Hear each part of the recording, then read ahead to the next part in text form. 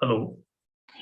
Sir, we'll wait for 3 more minutes at 6:30. Okay, fine. No problem. Yes, sir. Thank you. Because it's 6:27 now. We'll wait for 3 minutes. No problem. When is the examination? It will start from May 15th, sir. May 15th. Okay, enough time is there. Yes, sir. Today is the last revision class? Yes, sir. Last revision class. And we have the mock test on 22nd, sir. Okay.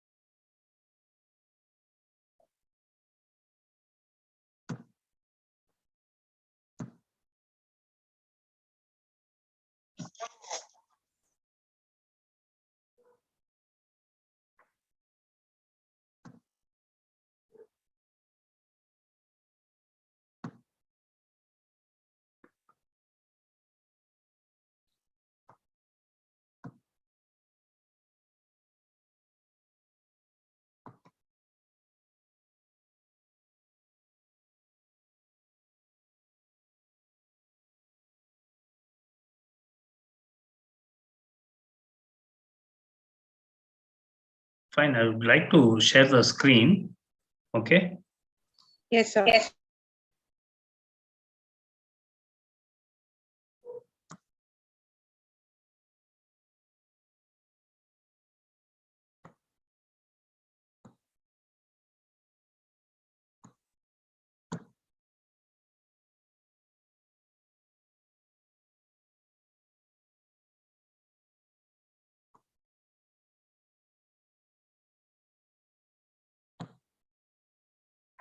Visible?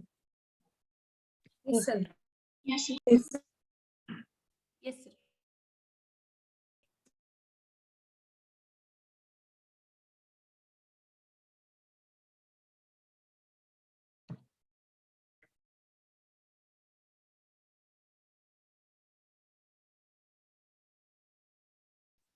I think we can start now.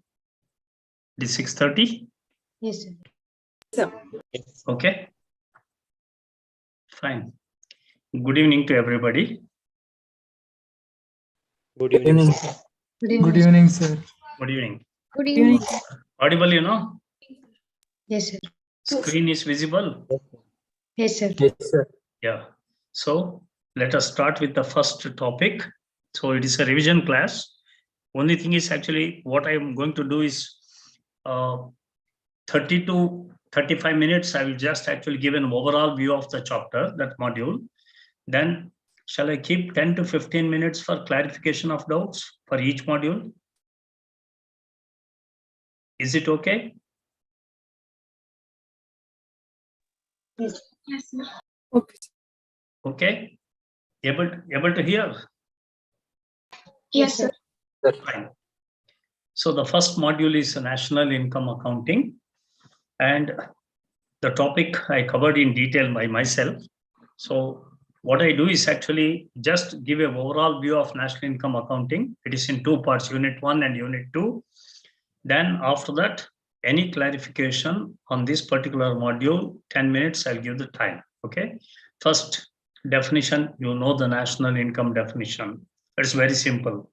It is the aggregate money value of all goods, final goods and services produced in a domestic territory of any particular country, and we have to add NFIA, then it becomes national income.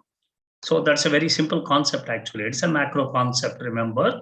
Net value, or it is the value of the final goods and services produced within the domestic territory of a country in an accounting year plus NFIA, net factor income from abroad. One definition, if you remember, that is more than enough. Then we'll go for actually other additional definitions also. Screen is not moving. What I have to do?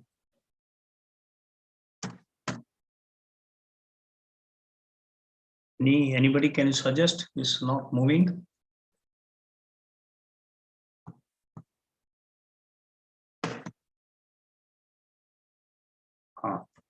Yes, there are many definitions.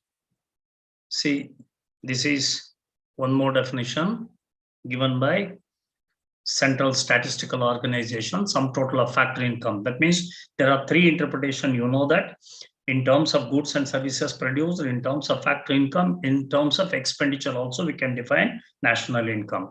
According to Indian Statistical Organization, Central Statistical Organization, it is the sum total of factor income generated by the national residents of a country in the form of rent, wages, interest, profits in an accounting year, which includes NFIA also. So this is in terms of factor income, and best one is given by Kuznets, meaning is same actually. It is a net output of commodities and services flowing during the year from the country's productive system to the hands of final consumers or ultimate consumers. You can call it as national income. Just a definition, chances are very remote, but have a rough idea. It is the net value of all goods and services produced in a country during a given period of time plus NFIA. That is the definition, at least you have to remember. Now, you can expect a question on significance. Just to 4 or 5 points, if you are able to remember, more than enough. Quickly, I'll go through that. It is a measure, that nothing but it is a criteria to measure the economic growth. It helps in knowing the pattern of demand, you know that. And it helps in knowing the distribution of national income and is there any inequalities in the society. We come to know with the help of national income accounting. It's a measure of standard of living. Economic planning is concerned based on the statistics of national income, the composition and structure of different sectors in the economy, how they contribute to national income. We come to know with the help of this national income statistics. Quantitative basis of macroeconomic analysis for all policy matters. This is the actually the fundamentals. So that point you have to keep in mind. Come to the main point. All those are less important, but you can read and you can remember all those. See, this is the one topic, please give importance actually, concepts of national income. Literally 6 to 7 concepts you come across. You know that first is GDP at market price, GDP at factor cost. 2 you have to remember. At market price means it is the market value of all final goods and services produced within the domestic territory. That point you have to remember during a given period of time. Domestic territory is the word you have to remember. So that's why GDP is equal to price into quantity produced, price into services, also called sum of the value added. You call it as actually GDP, but it is within the domestic territory of a country. That point you have to remember. This GDP at factor cost also we can find out. But here, these are all less important. In case if there's a question on concepts, you have to add this. Care should be taken to include, not to include. You have to include actually here, care should be taken to include current production by foreign residents in this country. Depreciation should be considered. Goods and services used for own consumption should be considered. Additions to inventory stocks of final goods you have to consider. And we should not, that's called GVA, gross value added. Care should be taken not to include transfer payment. That is nothing but, you know, or compensations, etc., non-economic activities, illegal economic activities, financial transactions should not be included. If there is a 2-mark question, then this particular part to be covered. Otherwise, just it is the final value of all goods and services produced within the domestic territory during a given accounting period. One concept. This is at market price. At factor cost. So GDP is a flow concept, not a stock concept, because it is not going to be a stagnant one. So it's over a period of time. It is not at a point of time.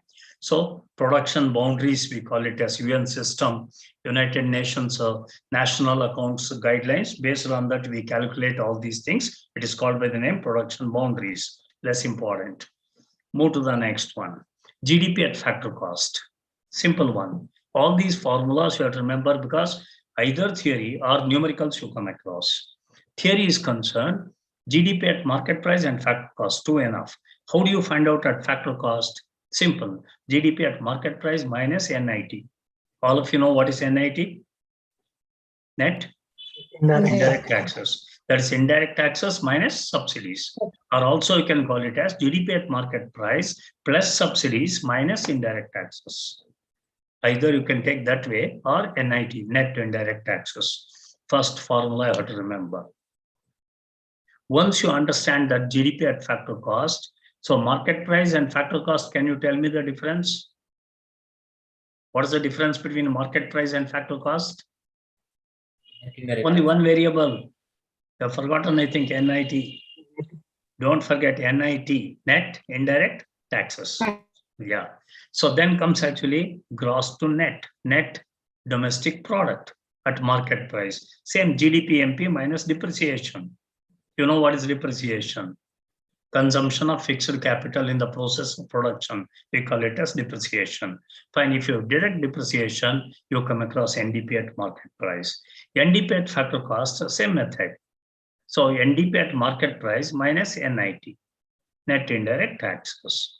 So GDP factor cost, NDP factor cost, both are actually minus NIT. If you take the market price minus NIT, you arrive at factor cost. Concept 1, GDP at market price and GDP at factor cost. Concept 2, NDP at market price and NDP at factor cost. Any questions? Yes. Next, GNP market price is equal to GDP market price. Now GDP to GNP. Gross domestic to gross national product. So what we do is GNP market price is equal to GDP market price plus NFIA. Full form of NFIA?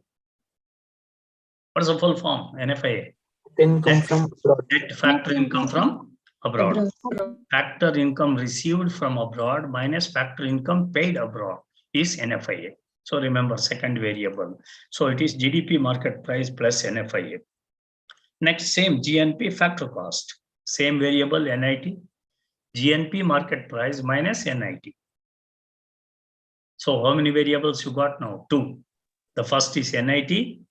It is to arrive from market price to factor cost. Second is NFIA. It is to arrive from GDP to GNP.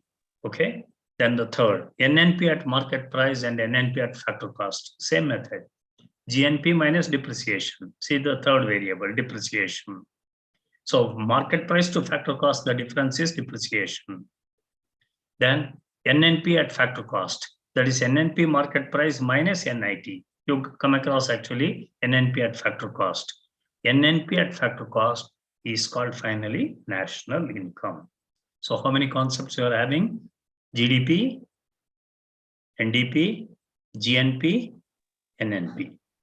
Under GDP, GDP at market price and GDP at factor cost. Difference is? NIT. Yes. NIT. Good. Next is actually GNP to NDP. You got it now. No, GDP to NDP. What's the difference? Gross domestic product to gross, net domestic product? Depreciation. Depreciation. How do you find out depreciation? Suppose a numerical comes. If they don't give the depreciation directly, how do you find out? Consumption of Minus net. Gross Value capital minus. formation minus net capital formation. The difference is depreciation. I repeat once again. Gross capital formation they give, net capital formation they give, the difference becomes depreciation. In case in a numerical question, if they don't give depreciation, if they give actually what you call capital formation, gross and net, then the difference you take, that becomes depreciation. Remember that.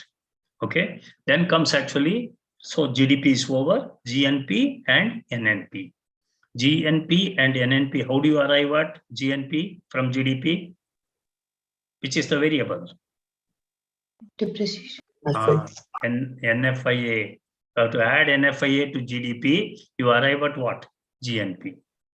Same, GNP minus depreciation is equal to NNP. But when you find out NNP at factor cost, that becomes national income. NNP at factor cost is called national income. Totally, remember 4 variables. First one, NIT. Second one, depreciation. Third one, NFIA. Fourth one, yeah, there are 4. Which is the fourth one? See, I repeat it. GDP, market price to factor cost. GDP, market price to factor cost. NIT. NIT, 1. Second one, GDP to NDP. GDP to NDP. Depreciation. No. GDP to NDP, yes, it is depreciation. Good. Third one, GDP to GNP. NFIA. That's all. These variables, if you remember the entire topic, you can remember. But where to use these variables, you have to remember. One is market price to factor cost, domestic to national, and gross to net. These are the 3. Hope you're able to understand that. Yes. Yes, sir. Yeah. Then additional concepts you have to remember. These 3. Another 3 are there. Personal income. Then comes disposable income. What is personal income? It is not an individual's income, I told you earlier. It is nothing but the income received by the households in an economy. So here, it includes the transfer payments also. Any compensation also going to be included. Whereas in the GDP, we are not going to include compensation paid, etc. So here, even the transfer payments are included. Then it becomes personal income. It is the income received. It is not the income earned. Income earned is national income, income received is personal income. So personal income is equal to income earned, that is national income, plus income received but not earned, like compensations, etc. I hope you're able to understand. That's called transfer payment, denoted by the letter R. So personal income is equal to whatever NNP at factor cost, national income, plus income received but not earned. Particularly transfer payments are included. Then comes most important one is a disposable personal income. It's also called disposable income. Personal income minus personal direct taxes. So whatever personal income, that's income received, minus whatever the tax, direct taxes to be paid, like in personal income tax or any other, I mean, you can call it as actually penalties, etc. That also comes under personal taxes only. You can consider, you arrive at disposable income. You are at liberty to spend. So the same disposable income, you know that we also call it as Y subscript D is equal to C plus S. That means that disposable income can be used for consumption and partly savings. So YD is equal to disposable income is equal to C plus S. So how many concepts? GDP, NDP, GNP, NNP, personal income, personal disposable income. If you want, you can add one more, per capita income. That is nothing but national income divided by population. National income divided by population. Yes. Any questions regarding concepts? You can expect 2 marks questions. Particularly concepts, be thorough, national income concepts. Any questions, welcome. Fine, at the end you can ask. So let me complete this unit. Next, move to this one, measurement of national income. How to measure national income? That's a question. So the national income, it's a simple process. It's a simple, natural, and interlinked process in the economy.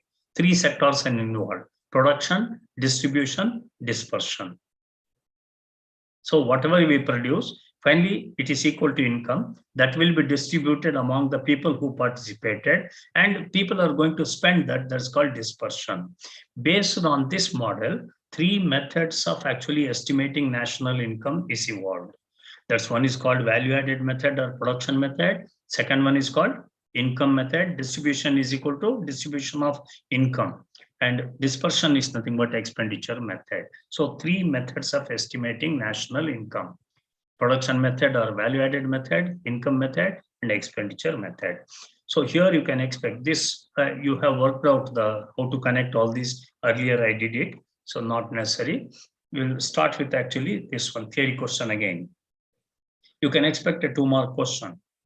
What is value-added method, or what is production method of estimating national income? Simple one. Easy to remember, but only thing is what to include, what not to include, you have to remember. It's also called product method or value-added method. It's a sum total of net value added, NVA, net value added at factor cost. Yes, across all producing units of the economy. But remember this much: we divide the economy into into broad classification, like primary sector, secondary, tertiary. That is step one. Divide the entire economy into 3 sectors and as many subsectors as possible. But mainly 3 sectors are primary, secondary, and tertiary. Then step 2 is concerned under this. Estimate the gross value added in each sector. Each sector you consider, primary sector like agriculture, etc. What is the value added? Net value added. So GVA market price, that is called gross value added at market price. That means whatever output, it's market value minus intermediate consumption, you have to take it out. You come across GVA at market price in each sector. Then step 3, sum of GVA at market price. All the sectors, GVA at market price, gross value added at market price, you have to consider minus depreciation. You find out, you come across net value added. That is NVA at market price. It is nothing but NNP at market price minus NIT is equal to NVA at factor cost. It's also called, NNP, it is NDP at factor cost. Once you get NDP at factor cost, then for that NFIA you add it, you arrive at NNP at factor cost. That's called national income. So this is the method. Step 1, step 2, step 3. Divide the economy into 3 broad categories and as many subcategories. And in each sector, find out the net value added. So you come across GVA at market price minus intermediate consumption, that is net value added. Step 3 is concerned, sum of those value added minus depreciation, you arrive at NDP. NDP at factor cost minus NFIA plus NFIA is equal to national income. So that is the theory part actually. So this is important. Suppose there is a 2-mark question, care should be taken to include and not to include. What should be included, what should not be included? Own account production of fixed assets by government, private, and households. I give the example, a farmer is going to make a tool like plow, that should be taken into consideration. Any such fixed assets for own account for the further production, if you create in the financial year, should be taken into consideration. Production for self-consumption, everything will not come to market. For our own consumption, what we grow or what we produce should be taken into consideration. Imputed rent, that word try to use, that is nothing but even though I am living in my own house actually, notional rent I have to calculate and I have to add it actually, otherwise it would have had rent actually, that's called imputed rent, should be taken into consideration. So these are to be included. But sale of second-hand goods, intermediary commodities should be avoided. No second-hand goods should be taken into consideration. Intermediary commodities should not be taken into consideration because final good we are going to consider. So this much more than enough for 2 marks. Same thing, income method. It's much easier. Income method is concerned. Here, factor income. What are factor income? Land, labor, capital, and organization is concerned. Rent, wages, interest, and profit. Sum total should be equal to national income, in the sense GNP. See, the total of all factor income gives total domestic income, GDP at factor cost, or GVA at factor cost. If we add NFIA, we arrive at GNP at factor cost. By subtracting depreciation from GNP at factor cost, we get NNP at factor cost, that is national income. But remember, here the income is concerned, we have to make classification, labor income and non-labor income. So labor income means compensation of employees, operating surplus, that's rent, interest, and profit. Mixed income of self-employed. All these things are labor and non-labor income. Put together, it becomes GVA. That is GDP at market price. Then NFIA added. Sorry, GVA at factor cost. Add the NFIA, it becomes NNP at factor cost. Transfer earnings and illegal incomes are excluded. Same method. Here, to make it simple, after the second paragraph, you do one thing, labor income and non-labor income. What is labor income? Wages, salaries, bonus, all these things are wages, labor income. Non-labor income means mainly what? Rent, interest, profit, non-labor income. Plus one more group you come across, that's called mixed income. There are some categories of people, you cannot distinguish between labor and non-labor. A farmer, he's the owner also, he's a laborer also in his farm. So such type of people income, you call it as mixed income.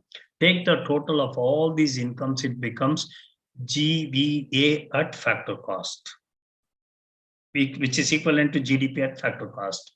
Plus add which one? NFIA. You come across national income. Minus, you know that what you have to deduct from that.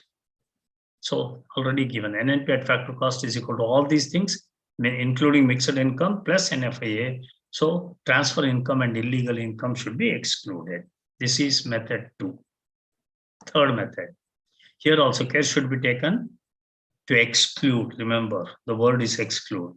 Transfer incomes. That is income which is received but not earned. Illegal incomes. That is compensations, etc. Illegal incomes like what you call black marketing, smuggling, etc. Sale proceeds of second-hand goods should not be taken into consideration. However, intermediary commission should be considered.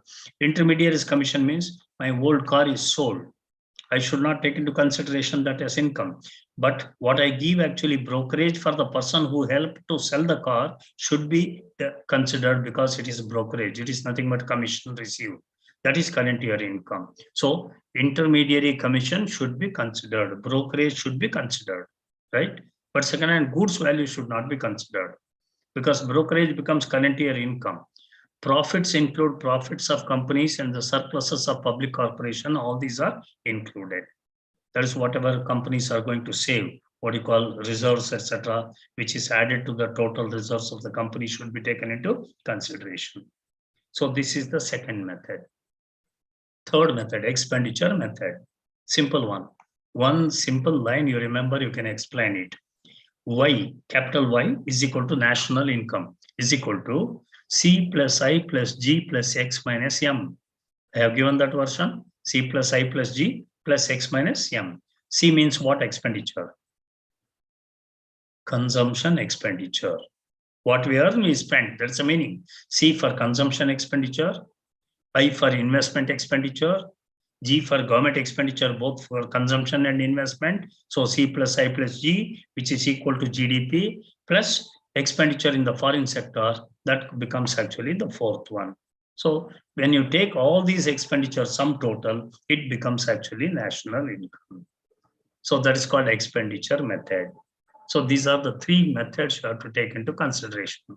See, it is GNP is equal to C plus I plus G plus X minus M. That you arrive at GNP at market price, factor cost is equal to minus NIT, NNP factor cost is equal to GNP factor cost minus depreciation, you know that. So at the end, whether it's income method or expenditure method or production method, it should reconcile. So that means the value should be same. Question is actually, if you want to conclude, which method a country is going to adopt of the three? Which is a better method? So that's a question actually. Answer is simple. No country can adopt one single method of estimating national income. Normally they go for combination. Usually it is gross value added method and income method. Expenditure method hardly taken into consideration. It's a combination of first two methods. Most of the country, including India, adopts. Yes. So methods are concerned, you are able to understand. That's very simple one. 2 marks question of these. What are the complexities in the estimation of national income? Again, it's simple, easier said than done. 2 types of complexities. One is nothing but conceptual, second is practical or statistical. So what are the actually conceptual difficulties? 1, Pigovian Paradox. Pigu has identified certain things actually which are paradoxical. So therefore it is called Pickovian Paradox. I gave that example. So in a landlord's house, if there's a maid servant, and if she works and gets salary, that salary is a part of the national income. But after some time, suppose the landlord marries that maid servant, she becomes landlady, does the same service, but in the second context, not taken into consideration. That means when she was a servant, her income was a part of national income. When she became a landlady, the same work is there, but not taken into consideration. It is paradoxical. That's what people says. I gave the example. If I pay the amount to a laundry fellow, that becomes part of national income. But my house, if mother or wife or sister or somebody is going to wash the cloth, do we pay for them? No. Then in one context, there is payment. Another context, there is no payment. So it is, paradoxical. So Pigu has identified. So difficult to believe national income. Second, imputed values. That is self-supplied goods and services. How do you calculate? Even today, I removed a couple of tomatoes from my garden. Am I going to consider actually it's a part of my income? So many a times these things are going to be ignored. Imputed values many a times will be ignored. Underground economy, illegal and tax evasion activities, plenty in this country. We call it as parallel economy. But that comes into circulation, but not national income estimation says should not be taken into consideration. So that is a complexity. Leisure and human costs are not taken into consideration. Do you remember? I have given the example of Palkiwala. Even tomorrow, if you become a CA, if I approach you for half an hour, some consultation, just because you consider I am known to you, you will not charge anything. But what about that leisure time? No value for that. So that is what actually leisure and human costs are not taken into consideration. Double counting, impossible to avoid. Very difficult actually. Bound to happen, double counting. Side effects of economic bads like pollution, defense expenditure, not taken into consideration. Lack of agreed definition. Different countries have got different definition for national income. I gave the example. In communist countries, government employees' income not considered because it is, they consider it as a service to the society. They are in between. But in our country, it is a part of national income, even government employees' income. So that means there is no agreed definition for national income. Valuation of the government services not taking place properly. All these things are theoretical problems. See the practical problem. Absence of recording of incomes, where in an underdeveloped country like India, it is not there. Existence of non-monetized sector, where production takes place, money value never considered. Inadequacy of lack of reliable data, inadequacy and lack of reliable data. You cannot be believed. Lack of occupational specialization. Mixed income group is too much. Lack of precise statistical tools and techniques. All statistical problems. Therefore, we say, however crude it is, we have to accept national income. It is called, therefore, national income estimates. It's only approximation. It is not 100% perfect. So this is what actually national income difficulties. You can expect question on this.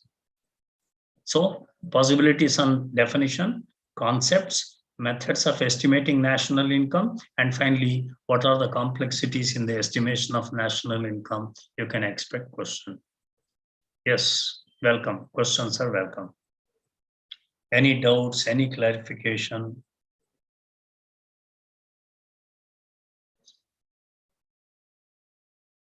Hope you're able to follow these things.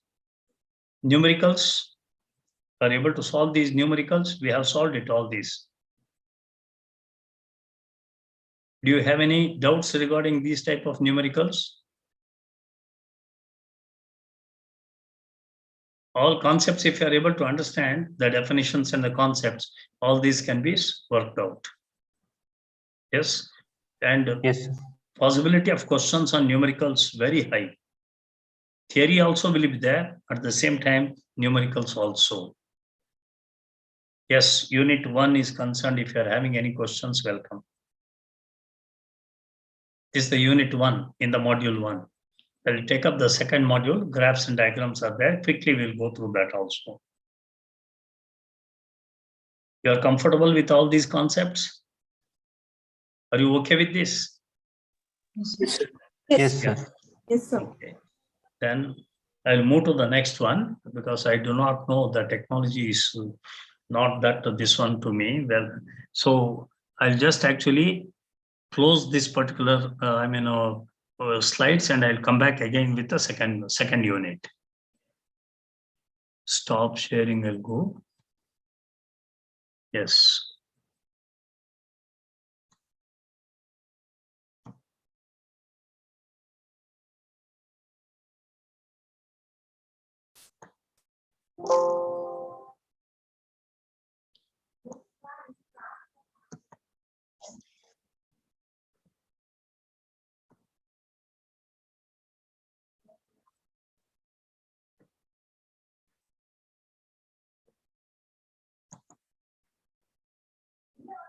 Yes.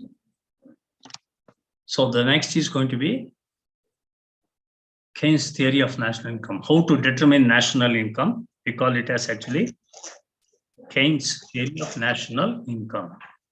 You know about John Maynard Keynes, a British economist who changed the macroeconomic thinking of 1935 depression. Well, all these not important for you. So let us come to the main part. Keynes theory is presented in 3 models.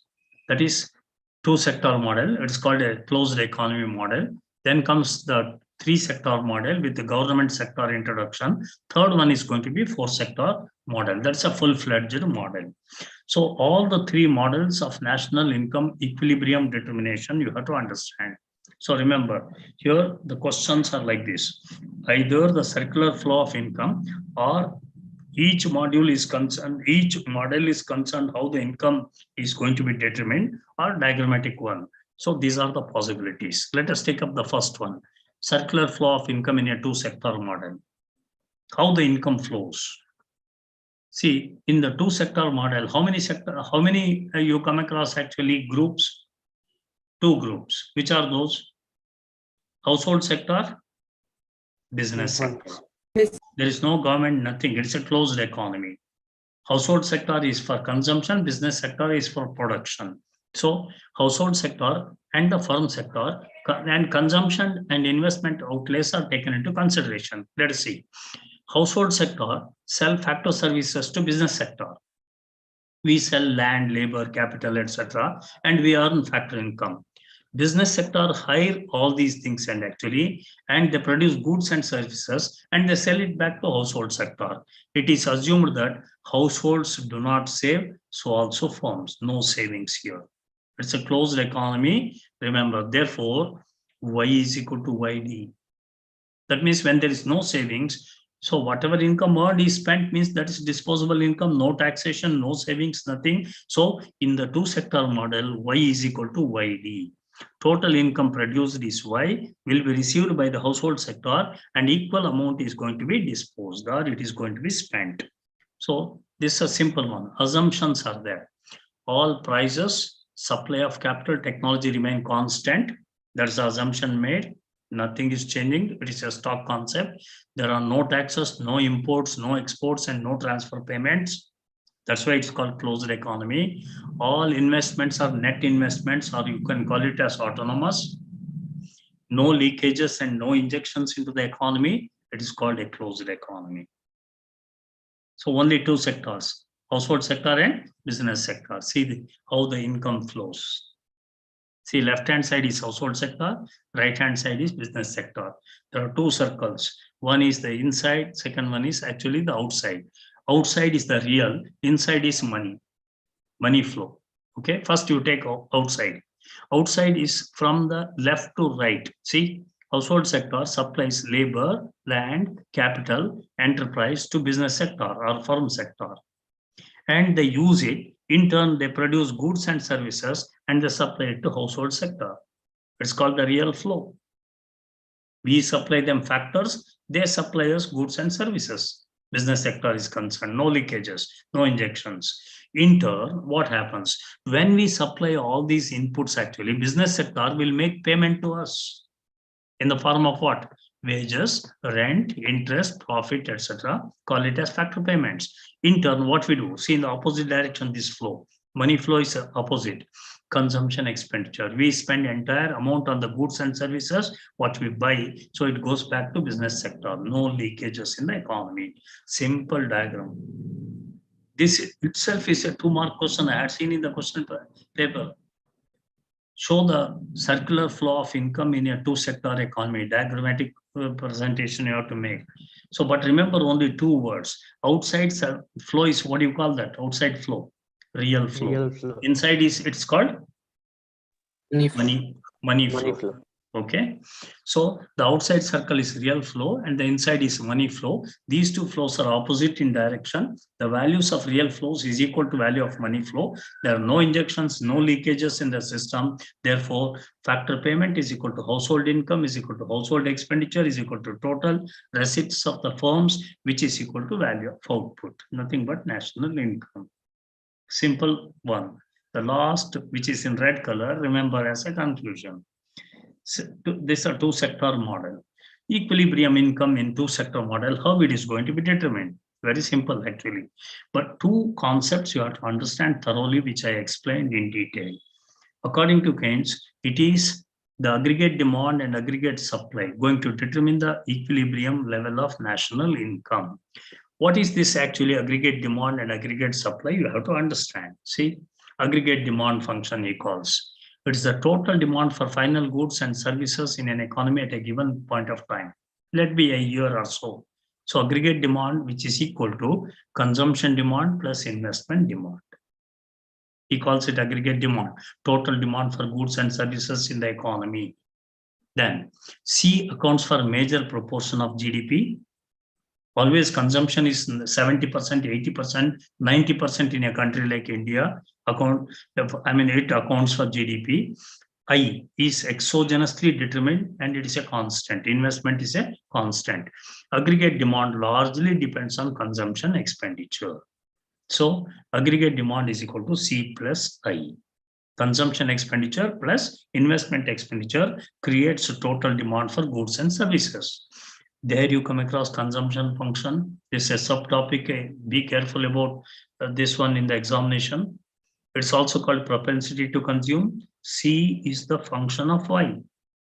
Whatever you consume, remember, it is out of your income. So C becomes the function of income. There is a positive correlation between the two and it is linear.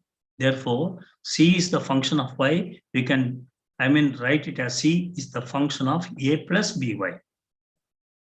So what is A? What is B? Y is income. A means, suppose you don't have any income at all, then do you consume food or not? Where do you get money? How do you get it? If you don't have income at all, how do you get food and shelter? By borrowing money or past savings we are going to use. So that is A, constant, that is your survival is concerned. Then if we get some additional income, one portion of that income we spend on consumption, that is B portion. Beta portion of income, increase in the income, incremental income we spend on consumption is called beta B. So consumption is the function of A plus BY. See, without income, at zero level of income. See the diagram. This diagram you have to write if there's a question on consumption function. At zero level of income also there is consumption, dotted line. Because you have to survive. You will beg, borrow, steal, and you will consume. That is what actually A, constant. It's a horizontal line. But when the income increases, suppose there is increase in the income, so your consumption also will increase, but in a disproportionate manner. 100 rupees, if I get extra, I spend 90 rupees or 75 rupees. Therefore, it is an upward sloping curve. Then you come across this particular angle. That is what we call it as beta. C is equal to A plus beta YD or Y. Both are same because YD is equal to Y. Where beta, that is nothing but this angle, this incremental spending is concerned, it is going to be less than 1 but greater than 0. 0 less than beta less than 1. What is that beta? You have to explain now. But this diagram is simple. All of you are able to follow? This horizontal line is what? Horizontal line. Constant. It's a consumption. Without income, we have to consume for survival. That is A. Whereas with increase in the income, our consumption also increases, but at a slower rate. That's why it is an upward sloping curve. So that becomes C is equal to put together A plus B by D. It's a consumption curve. Now, YD is the disposable income. A is a constant which denotes the value of consumption at zero level of income, and it is always positive. It cannot be negative. You have to survive. So A means you have to consume something. Then beta is nothing but MPC, marginal propensity to consume. An additional rupee income, how much out of that we spend for consumption is called MPC. The marginal propensity to consume quantifies the proportion of change in the disposable income which individuals spend on consumption. I told you, if I get 100 rupees, I am not going to spend all the 100 on consumption. I spend 90 rupees, 10 rupees, I keep it for the rainy days. So that 90, or you can call it as 90%, that becomes actually MPC. It is the ratio of change in consumption to a change in the income. So therefore, beta, nothing but MPC, is equal to formula, remember. What is the formula? What is the formula? Change in consumption divided by change in income. Delta C by delta Y. You can expect numericals just to find out MPC. So whatever change in the income, whatever change in the consumption, find out change in C by change in Y is equal to MPC or beta. We call it as marginal propensity to consume. It's a part of consumption function. See, all these I explained. According to Keynes, consumption increases with an increase in income, but at a slower rate. Therefore, beta is greater than 0 but less than 1. That is speciality of beta. This is called Keynes psychological law of consumption. That is MPC. So beta is MPC. Then what is APC? Sometimes question comes a numerical. APC is equal to simple. Here delta you remove it. Delta C by delta Y is MPC. C by Y. Total consumption divided by total income is nothing but average propensity to consume. APC. See, the incremental income is not spent on consumption, it must be saved. So savings becomes function of Y. Just like consumption is a function of Y, part of that incremental income we save, that becomes a function of Y. The savings function shows the level of savings at each level of disposable income. The relationship S is equal to minus A plus BY. Minus A here. Consumption function, it is plus A. Here it is minus A, means negative savings. If you don't have income, what do? You borrow money. When you borrow money, is it not negative? That becomes minus. Plus, if there is increase in the income, small portion you are going to save and rest of the amount you spend, that small portion is again called beta, but I don't call it as this beta as MPC. Here it is called MP, yes, marginal propensity to save. See, 100 rupees if I get, 90 rupees I spend, 10 rupees I save. That 10 rupee is nothing but a marginal propensity to save. 10% is marginal propensity to save. So MPC and MPS are related. How they are related? MPS and MPC, how they are related? Tell me. MPC plus MPS should be equal to how much? One. 1. That's all. 90% MPC, 10% MPS, it becomes 1. Yeah, that is what we have to remember, the relationship between two. So MPS is equal to change in savings by change in income. Same formula, but instead of consumption, it is savings. Now the relationship between the two. Y is equal to C plus S. So just changing the sides actually. So C is equal to Y minus S. I'm taking S to the other side, and S is equal to Y minus C. What is savings? Surplus of income over expenditure. Simple version. MPS is equal to 1 minus MPC, or MPC is equal to 1 minus MPS, or MPC plus MPS is equal to 1. Simple relationship. Possibility of 2 mark questions. I hope you're able to understand this one. Yes, sir. Right. Now it is shown in the form of a diagram. MPC is concerned. See here. X-axis is disposable income. So there is going to be A. A is above 0. That is consumption function. When this becomes actually here 0 to A, that becomes 0 to minus A. That is nothing but savings, minus A. And it is parallel to consumption. It is at lower level. Consumption is at higher level. See, complete. It's very simple. This diagram is concerned. Already you have come to know consumption line, savings line also below. But only thing is savings line, it starts below origin, indicating, so if there is no income, it will be negative savings. That's why it is minus A. Then with income, it moves upward. So that's why it is upward sloping curve. So you can call it as this curve minus A plus BY, this curve plus A plus BY. Consumption is A plus BY. This is minus A plus BY. So this is MPS and MPC. Then see, this is how the question. We have worked out this question. Same, I covered it. See, it's an exam question only. It appeared. Calculate MPC, MPS from the following. They have given data like this, or the above one also. APC and APS from the following data. Income 4,000, consumption 3,000. What is APC? 3,000 divided by 4,000, 3/4. What is actually APS? 1,000 divided by 4,000. Because if 3,000 is consumption, what is savings? 1,000. 1,000 divided by 4,000 is equal to APS. It's a 2 mark question. How much time you need? See, the second question is much easier. Calculate the MPC and MPS from the following data. They give 2 levels of income, 2 levels of consumption. So initial level, change level. How do you find out MPC? Change in C by change in Y. Change in C is how much? C, consumption.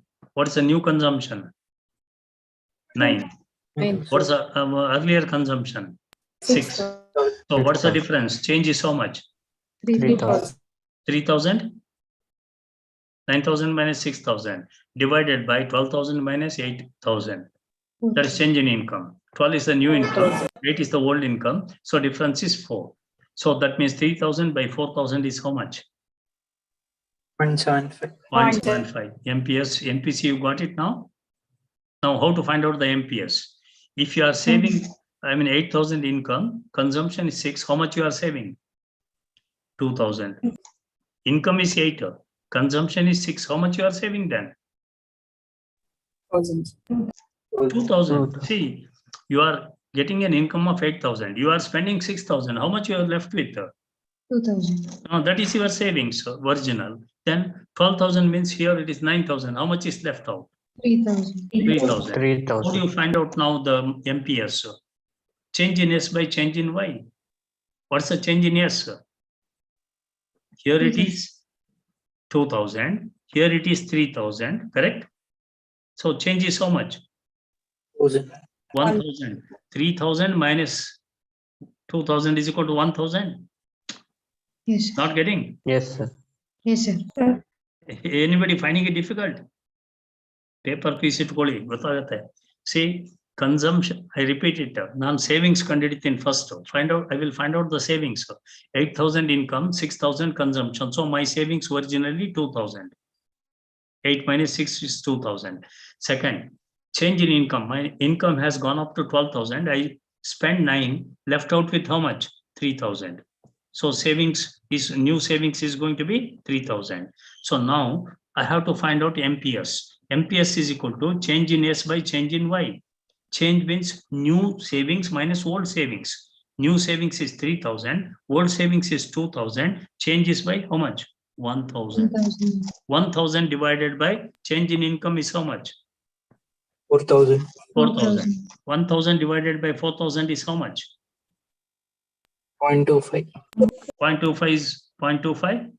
Yeah, this is one method. Second method, I tell you, you have calculated MPC already, 0.75. 1 minus 0.75 is how much? MPS is equal to 1 minus MPC. That way also you can write. But both the way, you should know the formula. So these are all exam questions, actually, simple questions. Carries 2 marks. Next, same equilibrium determination. How it is going to be. Suppose there is a theory question. If you understand this, then 3 sector, 4 sector, easily you will be able to find out. Okay. This one is slightly, I will explain it and I will move to the next one. See, aggregate demand and aggregate supply, when they are going to be equal, that is, economy's equilibrium in 2 sector model. That is C plus I, aggregate demand should be equal to aggregate supply C plus S at equilibrium. Therefore, at equilibrium, both are left-hand side C, so I should be equal to S. Investment should be equal to savings. All these explanation. But for you, what is important is diagram. See the diagram, you will be able to understand. X-axis is income, Y-axis is nothing but aggregate demand and aggregate supply. 45 degrees is nothing but aggregate supply. Y is equal to C plus S. Then, aggregate demand is nothing but consumption line C. You know that it starts just above 0, C, plus there is a autonomous saving, which is a constant, that is I. When you add it, it becomes C plus I, that is aggregate demand. C plus S is the aggregate supply, C plus I is the aggregate demand. Where they cut each other, that is equilibrium income. See, demand is equal to supply, but use the word aggregate, that is equilibrium income Y. Suppose, in an economy, if the income is at Y1 level, what happens? Let us see. At Y1 level of income, see, here the difference, you can make out which is more, 45 degrees more or C plus I is more? C plus A. Yes, at Y1 income, whether C plus S is more or C plus I is more? C plus I. C plus? I. I think it is C plus I is more, correct? That means aggregate demand is greater than which one? Aggregate supply. Yeah. When the demand is more than supply, what the producers will do? Will produce more. Definitely they make investment. They produce more. When they produce more, aggregate supply will also move Y1 to Y. You will reach an equilibrium E. That is what actually always. Suppose in an economy, situation is Y2. That means equilibrium at this level where C plus S is greater than C plus I. See, at Y2 level, C plus S, aggregate supply is greater than aggregate demand. Present condition, you can say.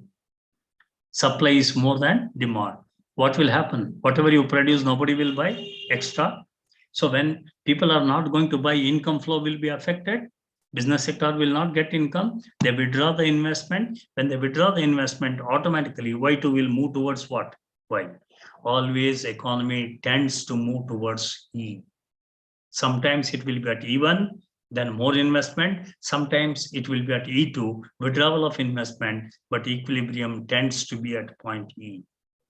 It doesn't mean that we are going to reach E, but tendency is towards E. It may be more or it may be less, C plus S.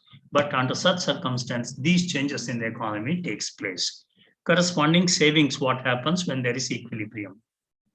So at equilibrium, I is equal to S, I told you. See, this horizontal line is I autonomous. This is savings, both are equal at. Suppose economy is at Y1, you can make out investment is more than savings. If the economy is at Y2, savings becomes more than investment, economy moves backward. Finally, equilibrium will be established at point E, where C plus S is equal to C plus I, nothing but aggregate demand is equal to aggregate supply. That is the concept you have to explain. So this diagram only going to be repeated in all the three sectors. So time is running out. Quickly, shall I move to three sectors now? Yes. Diagram you are able to follow. All this Yes, sir. explanation actually. Yes. Now, numericals will be there. We'll take up later. See, three sectors.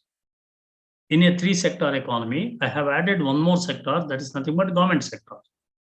Now you are having business, household in between the government sector. And vertically, there are two markets, product market, factor market, but in between one financial market. Same thing, but additions, just like a two-sector model. You take the outer line. See, outer this one is concerned, household sector, they supply factor services, land, labor, capital, etc. So business sector, they produce goods and services. In the product market, they supply it to household sector, real flow. Outside line, simple, just like a previous one. Then inside, take the next one. When household sector is going to sell the factor services, so household sector, what happens here? See, they receive income. Business sector will, make payment to the person in the form of rent, wages, etc. Through the factor market, personal income comes to household sector.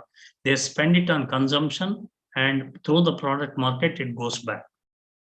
The outer two lines are nothing but actually two-sector model only.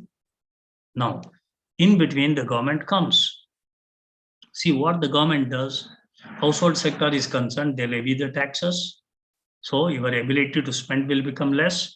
They levy tax on business sector, your ability to spend becomes less, automatically disruption in the flow. When you are not spending all your income, the flow becomes disrupted. So that is the problem due to government. But government gives it back. So you just spend money, government gives it back in the form of transfer payment, like compensation, etc. They give it back to business sector in the form of subsidies.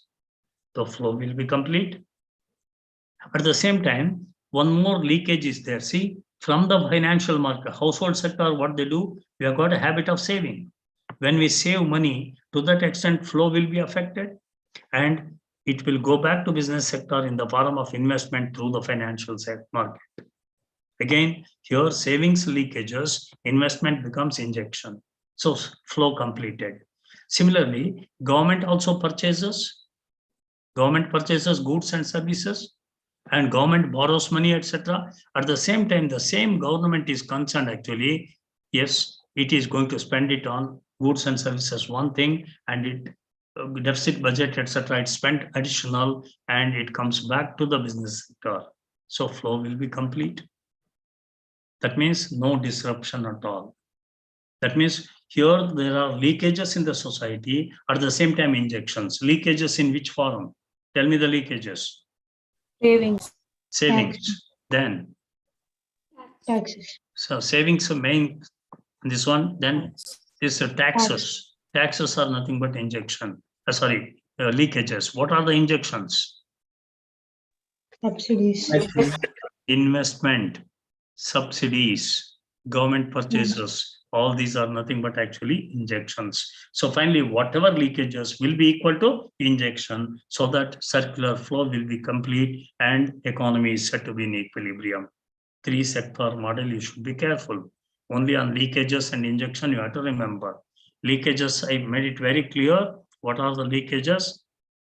Leakages in the form of household savings by postponing consumption.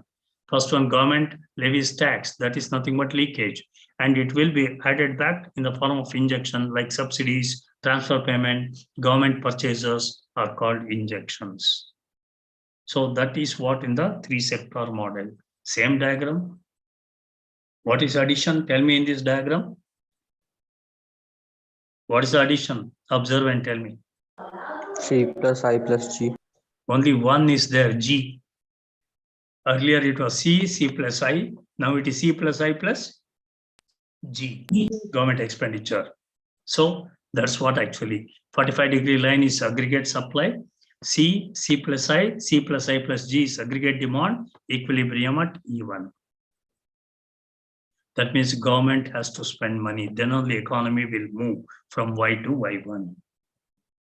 At equilibrium, remember, I plus G, all these things are nothing but S, injections. whereas savings becomes actually what you call leakage. But at equilibrium, S is equal to I plus G.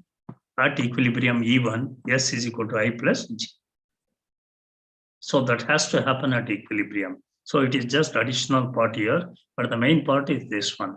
Aggregate demand is C plus I plus G, aggregate supply is C plus S. At equilibrium, aggregate demand is equal to aggregate supply. This is the simple diagram, one curve extra. That is here I plus G below, here it is C plus I plus G, that's the only addition. Right. All the explanation for that you can easily go through. Now, numericals you come across like this. I hope you will be able to work out all these numericals. We have solved it, quite a few. So it is in the form of a consumption function, investment, everything. Calculate equilibrium income. What is the formula? Just tell me the formula. What is the formula you are going to use? C plus I plus G. Y is equal to C plus I plus G. So left hand side is Y is equal to right hand side is C plus I plus G. And substitute all these values. See, Y is equal to C plus I plus G. Then all these substitute, simplify. Finally, Y is equal to, you get the income, equilibrium income. This type of sums you will be able to solve. 3 marks question it will be. Solve good number of sums. It is recorded, all these things are concerned, but sums you try to work it out before going to the examination. Now the 4-sector model. Again, one more I will add it to the equilibrium determination. That is nothing but foreign sector. See, earlier it was Y is equal to C plus I plus G. Left hand side is nothing but aggregate supply. Right hand side C plus I plus G is aggregate demand. Now addition is X minus M. Net earnings from the foreign sector. Just include it. So in this model, leakages are savings, taxes, government borrowings, and imports. One more extra leakage now, imports. When we import, money goes out of this country, it becomes a leakage. What are the injections actually? Yeah, injections are going to be, yes, investments, government expenditures, subsidies, transfer payment, and exports. Opposite, that becomes injection. At equilibrium, yes, all the leakages should be equal to injections. Yes. See, circular flow is like this. This diagram, your study material also nice diagram is there. I hope you're able to understand. Only additions I will explain, that is foreign sector. So household sector, they import. To that extent, it is a leakage. And at the same time, firm sector, etc., they export it. That is going to be neutralized. And remittances will come, payments will be made. So X minus M is going to be the addition. Same diagram with one more addition. Compared to this, what you are having in study material is a much easier diagram. This looks like little complicated, but you go through the study material, simple diagram, addition is only foreign sector, X minus M is the addition you make. All the rest the same. So therefore, if you are able to understand 2-sector model, go on adding government and foreign sector, it becomes 3-sector and 4-sector model. And 4-sector model is concerned, see, equilibrium determination. Now you are having actually C plus S plus T, that is 45-degree line, whereas earlier we had C plus I plus G. I added even net earnings from the foreign sector, that is X minus M, where X, there should not be a bar. M is concerned. M is not actually autonomous. M is a function of income. So therefore, remove that bar on the head of M. So C plus equilibrium is determined previously at E1, now at E2. At a higher level, equilibrium is going to be determined. So therefore, exports are must for the country. When you earn more from the exports, to that extent, employment will become more, income will become more. Same diagram with an additional curve. And all these things, that leakages and other things. Yeah, with last concept, quickly I'll complete it. Time is running out.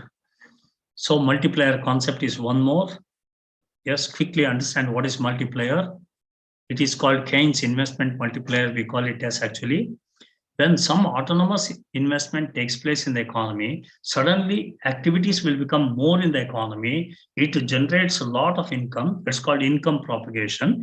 A small change in the autonomous components will cause more than proportionate change in the level of national income, which is called multiplier concept. But here, instead of autonomous concepts, I use the word investment. Investment is autonomous. So therefore, it is called investment multiplier. See, it is derived, simple derivation. Y is equal to C plus I, simple version. Now you take change in Y. So we want to change the Y. We want to increase the national income. So there should be change in C and change in I. Divide both the side by change in Y. So then change in Y by change in Y is equal to 1, which is equal to change in C by change in Y, which is nothing but MPC beta. Beta formula is change in C by change in Y plus change in I by change in Y. Now, beta, you take it to the left-hand side. 1 minus beta is equal to change in I by change in Y, or change in Y by change in I. Inverse it. Change in I by Y becomes change in Y by I is equal to 1 minus beta, also inverse it, 1 over 1 minus beta. So that means K, which is called multiplier, is equal to 1 over 1 minus beta, nothing but 1 over 1 minus MPC. Or K is equal to 1 minus MPC is MPS, K is equal to 1 minus 1 over MPS. Either way, you can call it as. Derivation chances are less, but to be on safer side, keep this in mind. So that means a small change in the autonomous investment will cause multiple changes in the final income, which is called by the name multiplier effect. So that is Keynes multiplier. See, that is numerical example. Suppose there's a theory question, give the numerical example. An autonomous investment, I consider 1,000 rupees. An investment happens in the economy. MPCs assume 0.8, 80%. Then multiplier process will be like this. Y is equal to, first it is 1,000. Then 1,000 becomes income to the society. Out of that, 0.8 they spend, because MPC is 0.8. That is 80% they spend. Then it becomes 800, correct? 80% of 1,000 is how much? 80% of 1,000 is how much? 800. 800. When we spend 800, out of that again 0.8 is going to be the MPC. So instead of that, actually 800, 0.8 is 640. I take 1,000 into 8.8 square, that comes to 640. Am I right? 0.8 square is 0.64 into 1,000 is 640. Same. Okay, like that it continues infinitely. So Y is equal to 1,000 into 1 over 1 minus 0.8 is geometrical progression. In GP, you must have read this formula. Sum to infinity is equal to 1 over 1 minus common ratio R. 1 over 1 minus R. Here also, it is 1 over 1 minus R is 0.8. That is MPC. 1 over 1 minus 0.8. That means Y is equal to your initial investment into 1 over 1 minus 8. 1,000 into 1 over 1 minus 8 is 0.2, 5 times. So 1,000 rupees investment will cause a change in income by how much? 5,000. What is the multiplier size? Therefore, multiplier size is equal to 5 times 5. So how do you find out the multiplier? Formula is 1 over 1 minus beta. Beta or MPC, 1 over 1 minus MPC. Remember, you get multiplier size. 1 over 1 minus, here MPC is R. R is common ratio. That is 0.8, 0.8, 0.8. So 1 minus 0.8. 1 over 1 minus 0.8 is 0.2. 1 divided by 0.2 is equal to 5. So 1,000 is initial investment into 5. Your final income is 5,000. So income propagation is by 5 times. Concept of multiplier. One numerical example you have to give. It happens like this. Earlier, your economy was at Y1. Now, an autonomous investment takes place, that is plus I. It moves to this red line. So 400 becomes 1,600. So much is 4 times is the investment. 4 times is the income propagation. That means the multiplier size is 4. Because initially it was 400. Income has become 1,600. That means 4 times your investment has multiplied the income. Just because earlier it was in here, now due to investment it moved here, so equilibrium income change. Huge change in that is called multiplier concept. Same old diagram only leakages you remember. But multiplier, it doesn't work like this. many a times, multiplier will be smaller due to these factors. If the MPC becomes small, multiplier will become small. The rate of taxation high, we spend less, multiplier becomes small. Liquidity preference, we would like to hold more cash, automatically multiplier will not work. Meaning is what we earn, we have to spend, then only multiplier works. Availability of consumer goods. So now in most of the countries like Russia, European countries, goods are not available. They are ready to spend. Then income will not propagate. Undistributed profits of corporation, they keep on reserve. Repayment of debts. Instead of spending, you will use this money to pay the loans. Then multiplier will not work. Inflationary condition, if the imports are high, purchase of stocks and government securities will not cause any multiplier effect. These are called leakages in multiplier. 2 marks question. Simple. The problem is actually what you earn, you have to spend. If you don't spend, multiplier will not work. Remember that point. These are all the factors which come in the way of your spending. So you can expect questions on these. If you are going to be lucky, including numericals, etc., 12 to 15 marks question will appear on only one topic, national income, either on the concepts or on this. All these are numericals which you have solved. This is your first module. Yes, welcome. Now I have taken more time. It's more than an hour. Now, please tell me if you are having any doubts or clarification. Otherwise, I'll move to the next one quickly.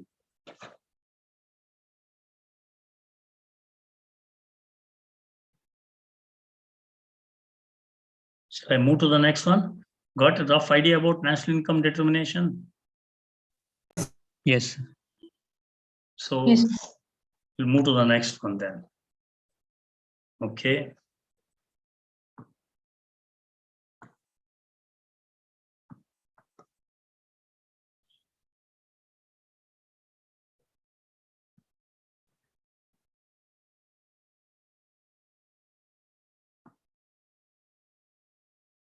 Shall I take up next chapter, public finance? Yes. Public finance.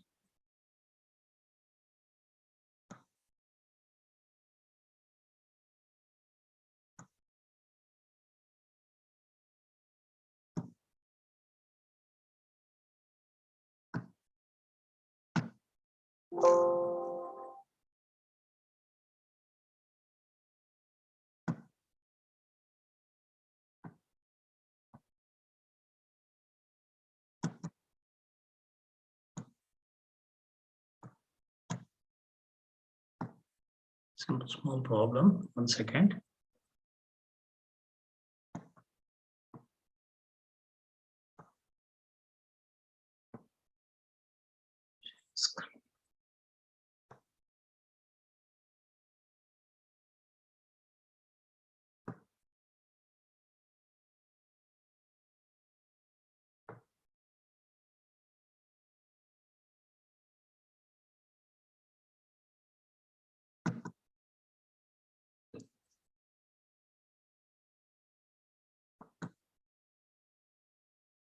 Some other, this one has gone to 1 second, please.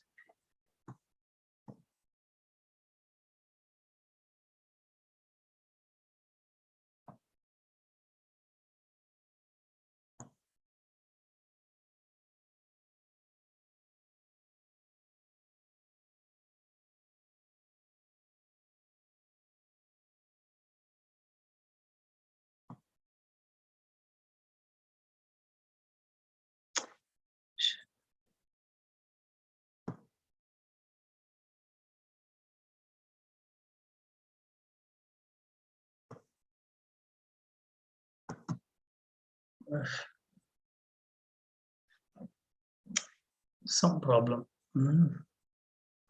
Let me see.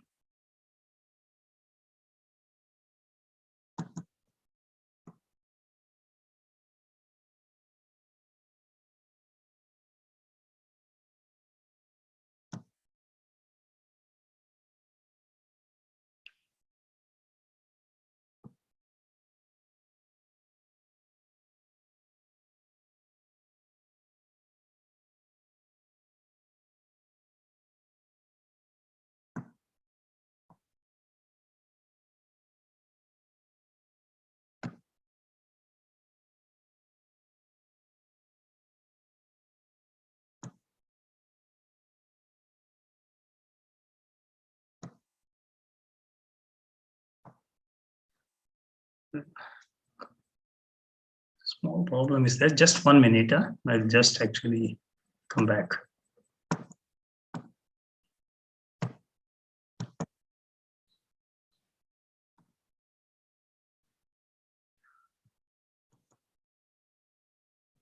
Yes.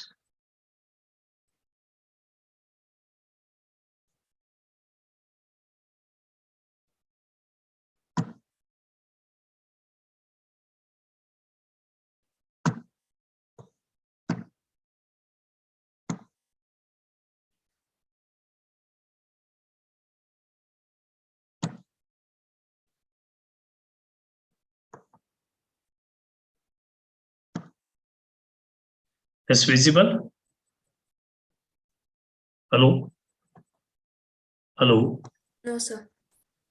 Not visible? Not yet, sir. One second.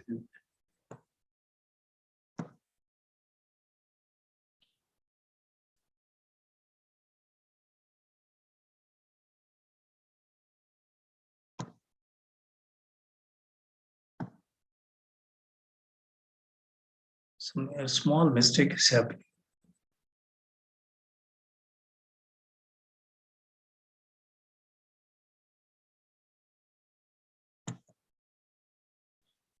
Sure.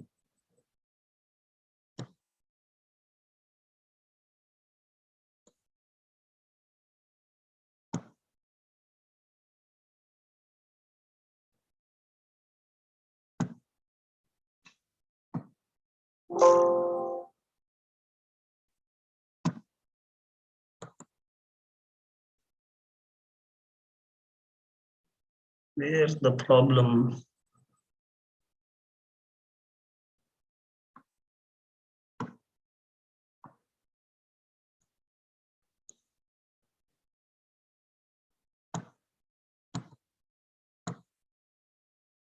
It's not visible.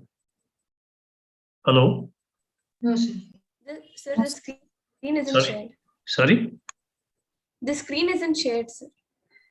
Screen is not sharing. No, sir.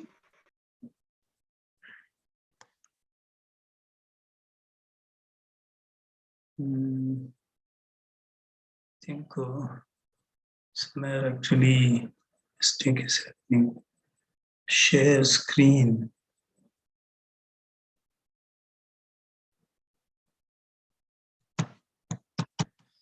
No. Okay, I'll go back and I'll come again. I will re-enter.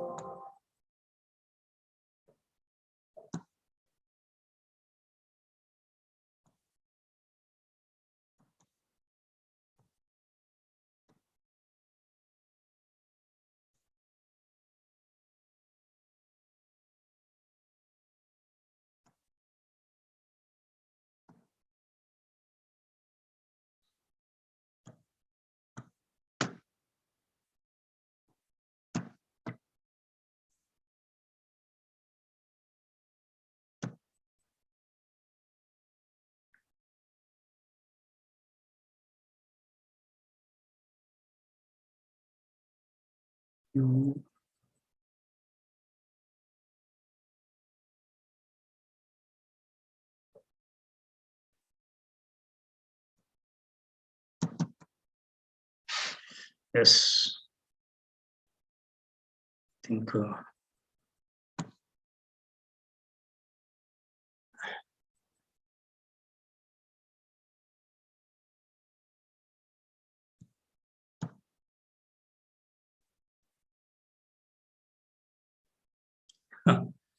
little problem. Just a minute. Fine. I'll just re-enter. Okay. Just 1 second. I will just. Now the screen is seen, sir. Screen is visible, sir. That yeah, screen is visible, but that public finance, this one is not coming. I'll go for share screen. Okay.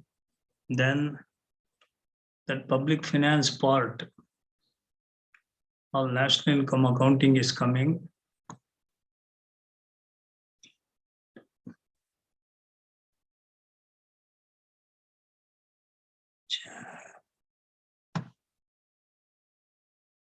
That one is not coming, public finance. Just 1 minute. I will just leave and re-enter. Okay. Yes, sir. Yes, sir. Yeah, that's better, I think.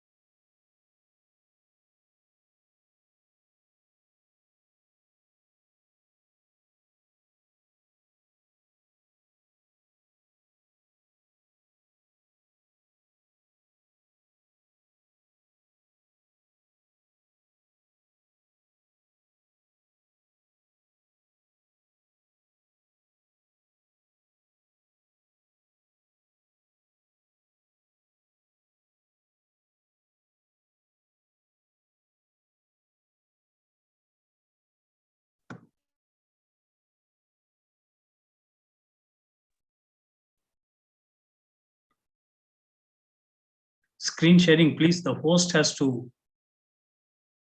Hello. Hello. Yes, sir. Yes, sir. The screen sharing, you have to. Done, Done? sir.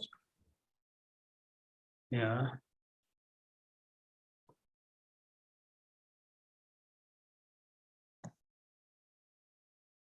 So, I think you have cancelled it or something happened actually. The public finance part.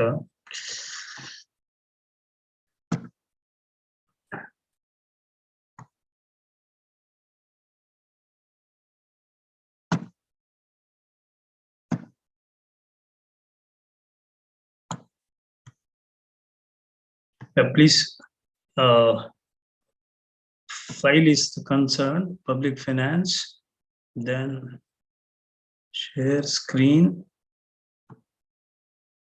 share. Why it is not opening?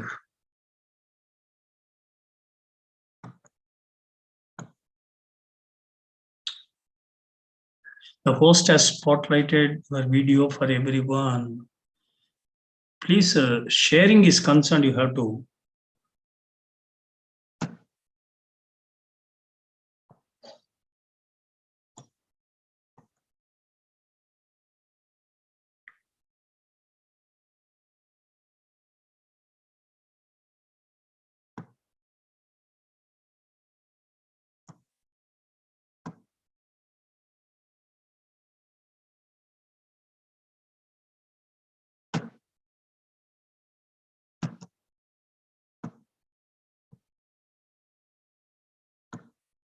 Well, then I have to do without that.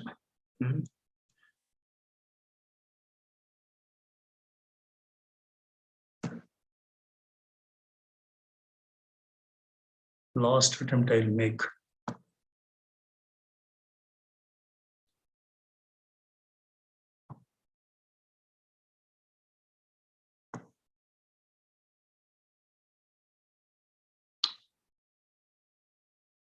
You have enabled, sharing. Hello. Yes, sir. But why it is not coming? One request, can you forward it to the host? They can share it, sir. To the host, maybe for the last year or the I think now it's visible. Sir, yes, sir. Fine, sir. Thank you. Yes, sir. Yes. Yeah. So the topic is actually public finance. So quickly I go through this one. Public finance is concerned, possible questions and other things. Then wherever doubts, I will clarify your doubts. So an important topic again from the exam point of view. And I think here the theory is more.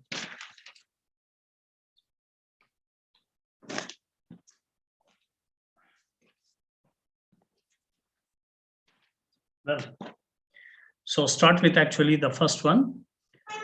Public finance is nothing but the government participating in the economic activity and number of actually activities they finance, which we call it as actually the public finance. Well, first I start with actually simple one. Most of you can answer my questions. Objectives are as per Musgrave. What are the objectives of actually public finance? Yes, these are the three. First objective is resource allocation. Second objective, redistribution of income. Third objective, stabilization. I don't spend much time on that pure theory. Resource allocation means if government is not going to interfere, because we don't come across perfect everywhere pure competition. Markets are actually imperfect. Under such circumstance, the resources in the economy will not be shared properly. Unwanted things, resources are going to be used. You take, for example, our own economy. See, more important is water or beer. And if you spend more money on breweries, that's what happening actually. We are wasting our resources on unwanted things. So resource allocation should be proper, means government has to interfere. Whether it's a land or water, whatever it may be resource, it has to be allocated properly for the welfare of the society. Redistribution of income. It's an imperfect market where income is going to equally distributed. You can make a concentration of income in the hands of the rich. For last 70 years, poor are remaining poor only. How to do the redistribution of income? Transfer of income from rich to poor is a must. Otherwise, economy will not improve. Just now we have studied MPC should become high. Unless poor people get income, MPC will not become high. If MPC is not high, economy will not actually function properly. So therefore, government has to participate.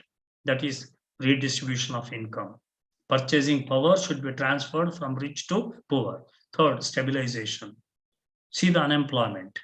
When we use the word unemployment, don't be under the impression just labor unemployment, resource unemployment.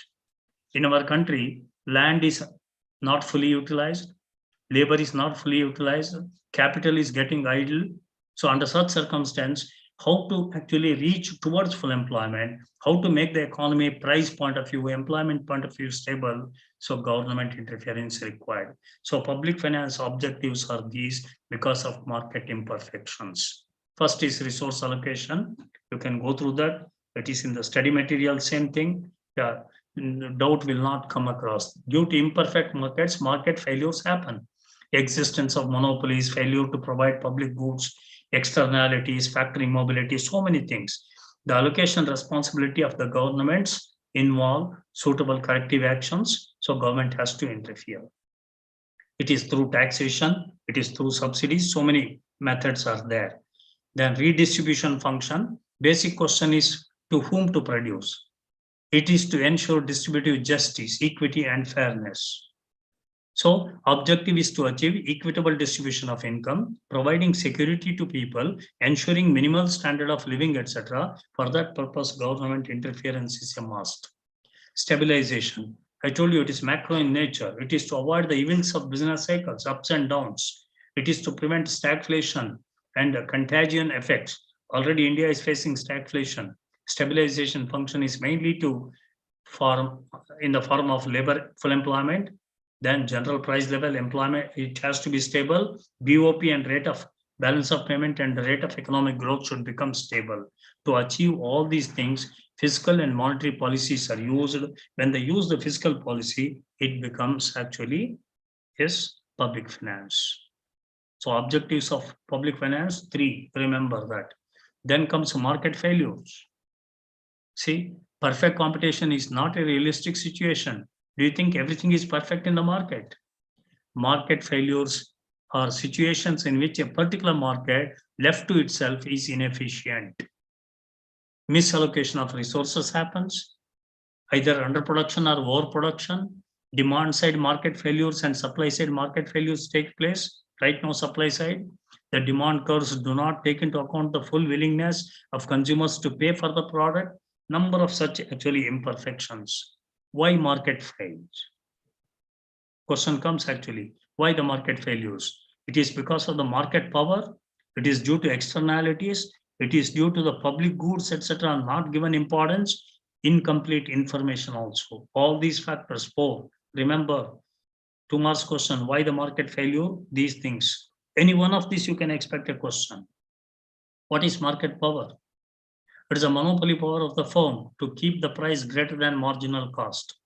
Remember microeconomics, under perfect competition, price will be equal to marginal cost. But in any other market, imperfect market, price will be higher than marginal cost. That is imperfection. Firm is a price maker, not a taker. So they keep the supply less. Many a times leads to non-existence of market for public goods. You know what are public goods actually? Common consumption items will not be available. All these factors will lead to market failure. So who has to correct it? The government. Therefore, the public finance. Most important topic, I feel, externalities. Anybody, can you tell me what you mean by externalities? You can expect a lot of questions on externalities. I call it a spillover effect. Simple version is spillover effect. What is that spillover effect? Let us see. The cost or the benefit. It may be cost or it may be benefit of an economic activity which are not accounted for by the market price are called externalities. Many a thing. I go out, there is going to be beautiful garden somebody has maintained, and I enjoy that actually while walking on the road. So I'm not paying for that. It is a externality. Coca-Cola company, our favorite company, they manufacture a lot of beverages, and finally bottles will be washed in a public place actually, and water gets polluted, and environment gets polluted, but they are not accounted for. Is it not negative externality? Are they going to pay for that? Pollutions are concerned. So these are called externalities, or it is spillover effect. It is nothing but actually the cost or the benefit is not paid by the consumer or the producer. Then you can expect a question, what are the different types of externalities? So on the basis of direction, on the basis of form. Direction, reciprocal and directional, not important. Form is important. Production externalities and consumption externalities. Under that, positive, negative, positive, negative. I just give an example for actually production externality, positive. Yeah, anybody, can you give a positive externality where the benefits are going to be more, for which we don't pay? Yeah, you take for example milk. What is the milk price let it be in Karnataka only. What is the milk price per liter? Around 35, 38 rupees or so. Actually, if you take into consideration the full cost, it will be much higher. But are we not enjoying as a consumer? Yes, we are enjoying the benefit because of subsidies or whatever it may be. It's a positive externality. What's a negative externality? I gave the example Coca-Cola. I can give hundreds of such example pollutions which are causing. They produce, but all the chemicals, everything will be left out in the water or outside, air pollution, water pollution. So then are they going to pay? Companies are concerned. That is called negative externality. Same thing in consumption. It may be alcoholic drinks, etc., negative, and good things which we enjoy more is nothing but positive externalities. So external cause market inefficiencies, mainly negative ones are concerned. Producers of goods, but there are many times they do that, not fully accountable for the cost. Private plus social cost is concerned, the government has to interfere to enhance the social welfare, negative externalities and loss of social welfare shown in the diagram. The diagram is there, you know that. The diagram, I will show it, how the externalities cause this one, because I didn't get time to show the externalities, loss of welfare, how it leads to. But you have got the study material, I think. Diagram is visible? Yes, sir. Yeah. See, the downward sloping curve is marginal social benefit. Upward sloping curve is nothing but marginal social cost. Okay. Then marginal social cost is going to be, just observe that lower one is marginal private cost, upper one is marginal social cost, upward sloping curve. So the marginal social cost becomes actually greater. Marginal private cost becomes lesser. There is one triangle ABC you can make out. Because of that, actually, negative externalities, it's called deadweight loss as far as economy is concerned, that is very high. How to solve this? How to solve this problem? Triangle you can make out shaded area. Yes, sir. That's the deadweight loss. Yes, how to solve this? So marginal social cost is higher than marginal private cost. So private people, they produce, they dump it on the society, then we have to bear, public we have to bear. So we call it as actually negative externality. So that's a market failure. According to Musgrave, it is a responsibility of the state to intervene to prevent misallocation of resources. It is done through taxation and public expenditure.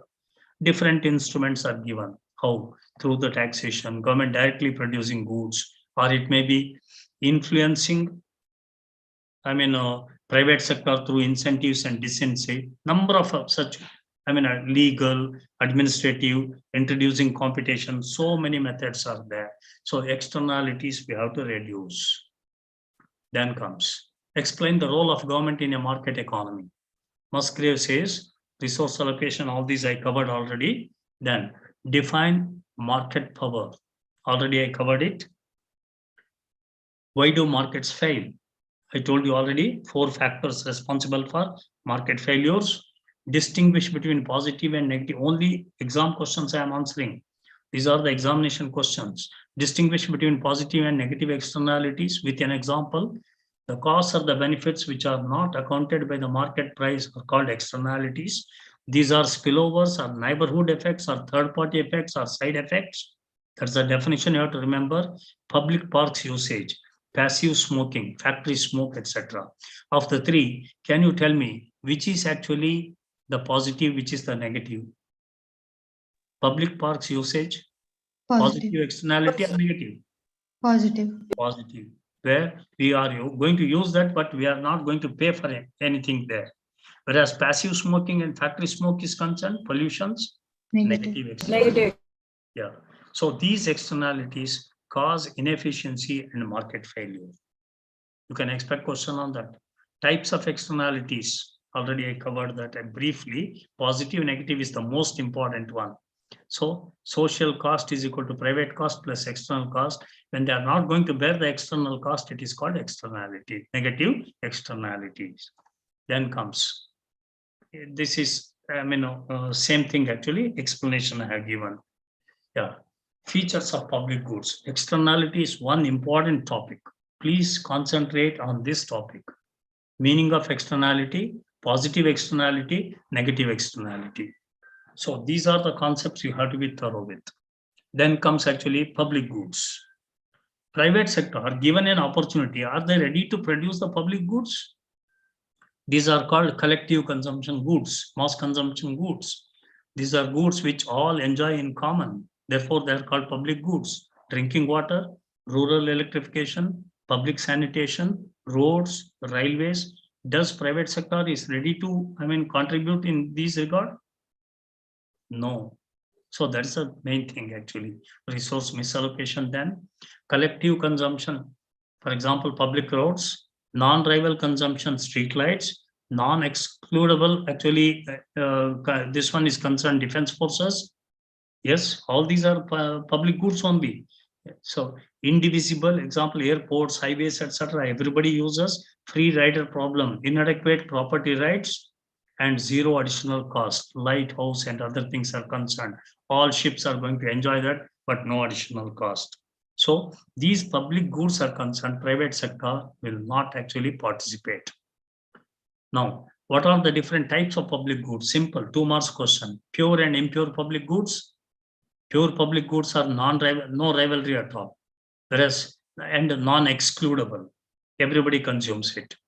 Government medical care, law and order, national defense, everybody wants. These are non-excludable. At the same time, they are pure. Then comes actually, many argue that goods which are perfectly satisfy non-rivalryness and non-excludability are rare. Fine. Impure public goods are hybrid in nature, possess the features of both. These are partially rivalrous. Partial, there will be rivalry in the sense competition will be there. Consumption of these goods by another person reduces but does not eliminate. Example C, Wi-Fi. I am having Wi-Fi network here. Maybe my neighbors are also using because of that if I open the window. So then it becomes actually, yes, open access of Wi-Fi, cable television, etc. No rivalry at all. Non-rivalrous, but excludable, but I can prevent it. Yes, free riding can be eliminated. That means free of use can be eliminated. So by regulating the number, the supplier can control the extent of congestion. All these things can be done. In the case of which one? Pure and pure public goods. Next, quasi-public goods. I saw the question 2-3 times. What are quasi-public goods? Quasi-public goods are also called mixed goods. These are private goods providing public benefits. Remember, private goods providing public benefits. That's why they are called quasi. These are also called near public goods, another name. Vaccination, education. Yes. Why they are called quasi? The markets of these goods are imperfect and therefore government participation is needed. Vaccination is concerned, government hospital, there was free also. Private hospital, free of cost or they charge? Charge. Yeah, that's what. Education is concerned, if you go to a government school, it is free. But if you go to a private school, you have to pay for that. So that is what actually quasi-public goods. Then comes global public goods, another type. These accrue to everyone in the world. These are goods whose impact are widespread. For example, eradication of polio, HIV, TB, COVID, etc. So these are actually global public goods. There are two types of public goods, namely global public goods, namely final and intermediary. Intermediate goods contribute to the provision of final goods. For example, international health regulations by WHO, biodiversity, climate change, global knowledge development, etc. Yeah, everybody can share it. So that's why they are called global public goods. Some are final, some are intermediary. You take, for example, health regulations. They are not actually final, they are primary. They are actually, you can call it as WHO will give the guidelines, other countries are going to implement it. So it becomes actually, yes, intermediate goods. Global knowledge development is concerned, nobody can prevent that. You can also learn how to actually use the latest technology. So it becomes actually completely final. So incomplete information, you know that market asymmetric information, adverse selection, moral hazards, etc. All these things are called actually what you call the market failures. Then you can expect a question, explain the concept of social cost. Simple. Social costs are the entire cost which the society bears. So social cost is equal to private cost plus it, because we belong to society plus others also. So what I incur in the production of a commodity cost is private cost. And because of that, side effects on you people is going to be external cost, and put together it is called by the name social cost. So the definition social cost is equal to private cost plus external cost. Same Coca-Cola example. What they, incur expenditure to manufacture Coca-Cola is a private cost.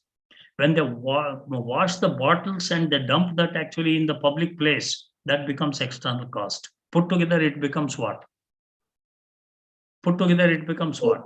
Social cost. Remember that. Private costs are borne by the producers or the consumers directly, whereas external costs are borne by the third parties who are not involved in the transaction. When negative production externalities exist, social costs exceed private costs and leads to overproduction and market failures. That's where the problem. Therefore, water pollution, air pollution, all leads to the loss of social welfare. It should be prevented. Government intervention is required. At the end, everywhere you come across government intervention, that is public finance. The government intervention to correct the market failures. Simple points I have given. To minimize the market power, monopoly power should be minimized. Correct the negative externalities. Merit goods should be produced. Demerit goods should be reduced. Public goods should be encouraged. Production of public goods. Price intervention is required. Information failure should be rectified. Equitable distribution should be somehow implemented. For this purpose, government intervention is a must. All due to market failures. All these things, you call it as in one word, market failure. But to correct that, government intervention is required. That is public finance. These are the topics, please concentrate on. Which one? Public finance is concerned. Point number one, objectives of public finance. Second one is concerned externalities. Third one is concerned public goods and different types of public goods, externalities and different types of externalities, how it is going to actually cost society, welfare loss, etc. Please, the diagram, try to understand, cover that. Then comes the fiscal policy. To correct this, the government will come out with a macroeconomic policy called by the name fiscal policy. There are two macroeconomic policies, remember. One is fiscal policy, another one is monetary policy. Fiscal policy is concerned, these are macroeconomic in nature. Objectives vary from country to country, need not be same, but common objectives are as follows. One is achievement and maintenance of full employment. Nobody can do that, but towards full employment, we have to move. Maintenance of price stability, rapid economic development, equitable distribution of income and wealth. Yes, these objectives many a times are not fully compatible. If you want to achieve one, the other one will come in the way. You take, for example, equitable distribution of income means it will affect your economic development. Investment will not happen. If you go for maintenance of price stability, strict measures, economic development will be slowed down. So these are not compatible fully. But overall objectives for an economy, time to time, importance will be for one or the other, but these are general objectives. Instruments of fiscal policy. Fiscal policy has powerful effect in altering the aggregate demand, employment and output in the economy. The important instruments are government expenditure, like in the budget, current capital expenditure and transfer payments, taxes, effective in bringing the stability, effect will be on a disposable income, inflation and deflation it can control. Public debt is the next instrument, mainly to correct inflation and deflation. Government borrows more money during inflation. So money supply will become less. Once money supply becomes less, automatically price will come under control. Yes, budget, mainly in the form of either deficit or surplus budget, effect will be on the aggregate demand. Everything is to influence aggregate demand. Aggregate supply is a constant. So fiscal policy meant for influencing aggregate demand. What are the limitations of fiscal policy? See, while implementing discretionary fiscal policy, different types of lags will appear. Recognition of lag is important. State of macroeconomic variables not satisfied or comprehensible.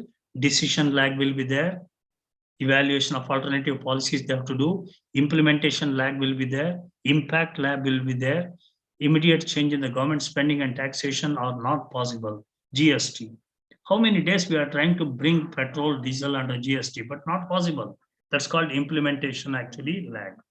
Impossible to reduce public expenditure like defense, social security, government employees' salary, etc. Already 7th pay commission. We are facing inflation, but government has to spend. So all these things come in the way of actually fiscal policy implementation. But sir, I can call it as a tightrope walking. It is not easy for the government. If you want to correct one, the other one will affect you. But somehow they try to actually maintain a stable economy. Public expenditure cannot be adjusted. Continuation. Conflicts among the fiscal policy objectives. Deficit financing may cause inflationary situation. We are facing that problem. Debt programs may cause perpetual burden on next generation. For example, Sri Lanka.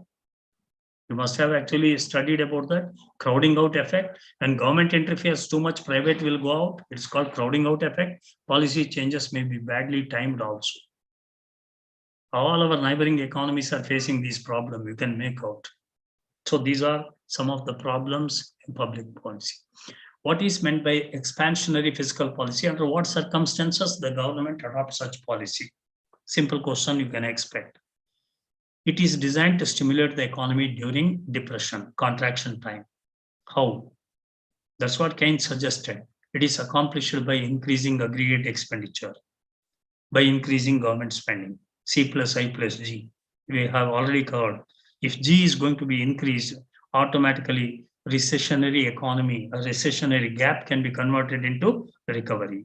So during contractionary gap, existing level of aggregate production will be less than full employment level, which results in higher rate of unemployment. So during that time, government intervention is a must. So mainly to, what do you call, in the form of deficit financing, etc., government adopts policies to improve the economic growth rate, etc., called by the name expansionary fiscal policy. How do discretionary fiscal policy help in correcting instabilities in the economy? All previous questions. Many a times, automatic stabilizers, non-discretionary fiscal policy sufficient to correct instabilities. So, for example, these are deliberate policies. It is by changing the level of types of taxes, extent and composition of spending, quantity and form of government borrowing. I give you one or two examples only in this context actually. We moved from the total indirect tax regime to new regime now. Earlier, how many multiple taxes we were having? Excise duty, sales tax, and so many other taxes. Now all are replaced by what? GST. GST. See, that is what, by changing the types and levels of taxes. Extent also. There was a time actually when GST was 28% on many items. Now it has been reduced on many items to 5%, etc. Composition of spending. Today, you observe our government is spending on which one? On welfare or on infrastructure? Present government, central government we consider. Are they spending too much on welfare? Like all bhagyas, you can call it as. Yes. No, it is on infrastructure. You know how many kilometers of railway lines, roads, or it may be electrification is concerned, such things are happening. That is nothing but actually what you call composition of spending. Quantity and form of government borrowing changed. Earlier, government used to give NSC. What was the interest rate? National Saving Certificate. What was the interest rate? Yes, what was the interest rate? 12%. Now it has come down to 7%. Is it not change in the government borrowing pattern? So reducing government burden. It is well known that GDP is equal to C plus I plus G plus X minus M. That's aggregate demand. By changing G, government can influence C and I and X minus M. These are called discretionary fiscal policy. So they may ask a question on discretionary fiscal policy. So through these instruments, government can adopt the right type of changes in the economy. Briefly, yes, welcome. Sir, that automatic stabilizers and this discretionary stabilizers say difference, Yeah. sir. Yeah. What would, Tell me. what would be the difference, sir? What is?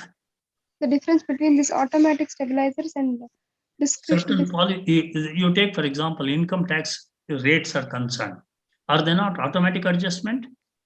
If your income crosses certain level, automatically you have to pay more tax or not.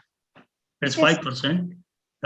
Then goes up to 30%, 30 plus percentage. It is automatic. I hope you're able to understand. Yes, sir. Yeah. So that is one type, automatic stabilizer in the form of actually what you call taxes, etc. Which one? The other question you asked actually? Yes, sir. Same, sir. Difference between these automatic stabilizers and discretionary fiscal policy. Discretionary means government has got the discretion. In income tax, government has no discretion at all. Once the slabs are mentioned, as per that, automatically your tax slab changes. That is automatic. Whereas the discretionary is concerned, you take, for example, indirect taxes like GST. Have they not changed in the last 2 years so many times? Anything related to education, research, etc. What is actually the GST rate? They have brought it down to 5%. If you are using something for research purpose and the GST for that is only 5%. If it is going to be luxury item, how much is the GST rate? 28%. Is it not discretionary? Government borrowing is concerned, there is discretionary. Or government taxation is concerned, discretion policy they can adopt. That is what the difference between, yes, automatic stabilizer and discretionary stabilizer. Now the inflation becomes too much. Are they going to use automatic or discretionary? Discretionary. Now they are going to use the discretionary. They will see that actually surplus income in the economy will be taken out in the form of actually borrowings. They give some options and people extra money, they just lend it to government, then it becomes discretionary. So that is the difference. To bring price stability, employment stability, etc., they can use automatic also, they can use discretionary also. Fine. Yeah, thank you, sir. Crowding out effect. Very simple concept. Crowding out effect is crowding out. When too many people are there, what do you do there? Are you going to be there or you will leave that place? Suppose congestion is there in one place. Are you going to stay there or are you going to leave that place? Leave. Yeah. Leave. In investment is concerned, when government starts making too much investment, who will quit that place? Private. That is called crowding out. Fiscal policy becomes ineffective whenever crowding effect is going to happen. An increase in public expenditure during the downtrend will crowd out private expenditure, which lead to reduction in the economy's self-correction. What's the point actually? To solve unemployment, if government starts spending, private will move out. So government may create employment, but private will move out, means employment will be gone.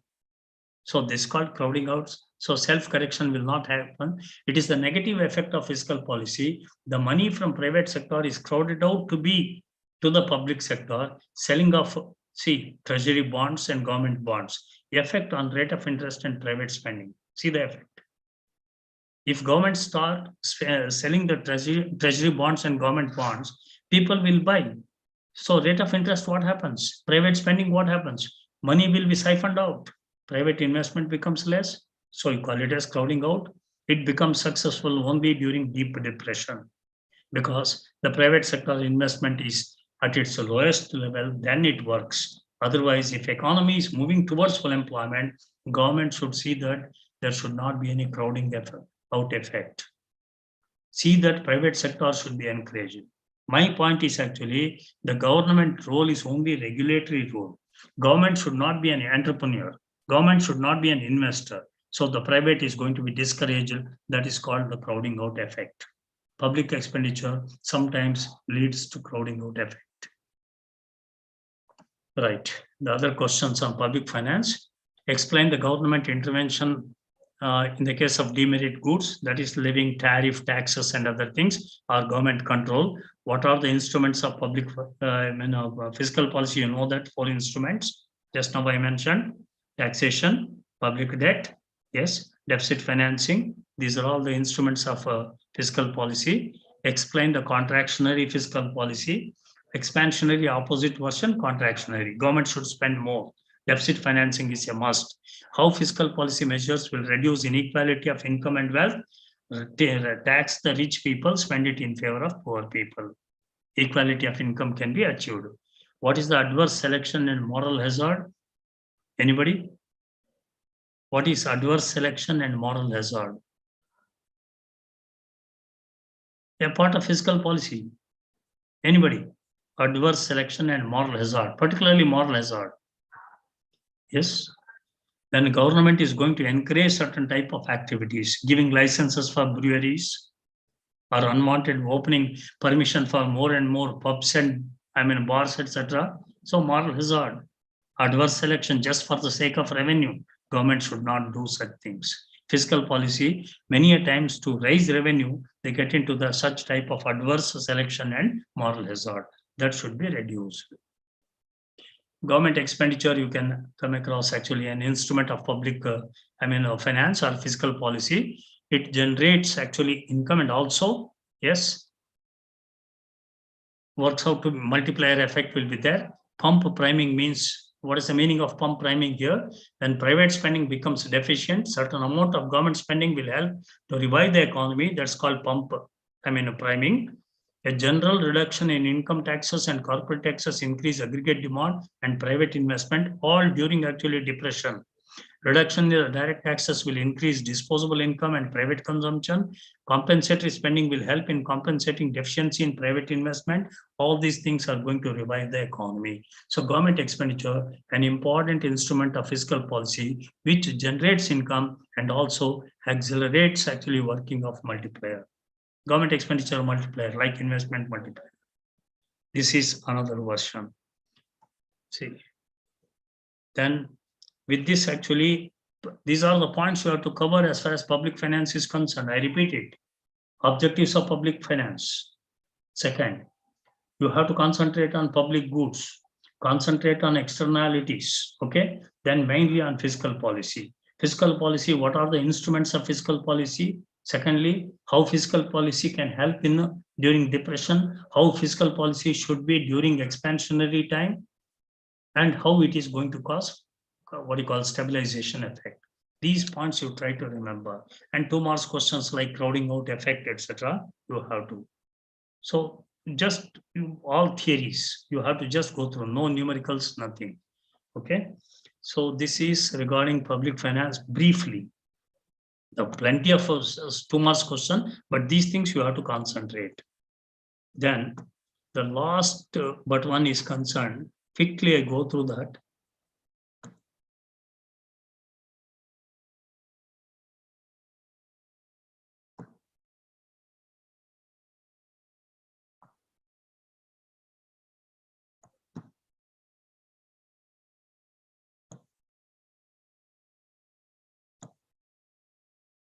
Yes, should come.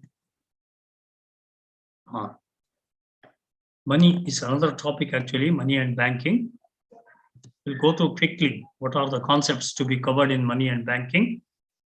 So first is, what is money? All of you know the definition. I put it in a simple way. Money is a matter of functions for a medium, a measure, a store, and a standard. 4 functions also covered. Money is a matter of functions for a medium, a measure, a store, and a standard. Clear? So money is a medium of exchange. It's a measure of value. It's a store of value. It is nothing but standard of deferred payments. Characteristics of money, etc. Pure theory. So next is actually, this you have to concentrate a little bit. That is quantity theory of money. How many theories you have studied? Money is concerned. Yes.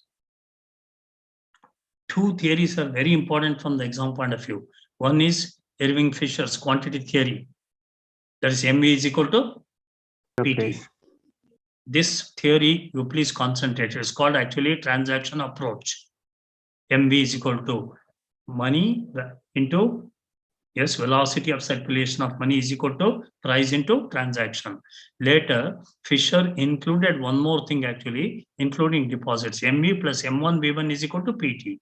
So he did not mention anything specifically regarding demand for money. It's only supply side. Transaction demand he has highlighted. This theory, please go through.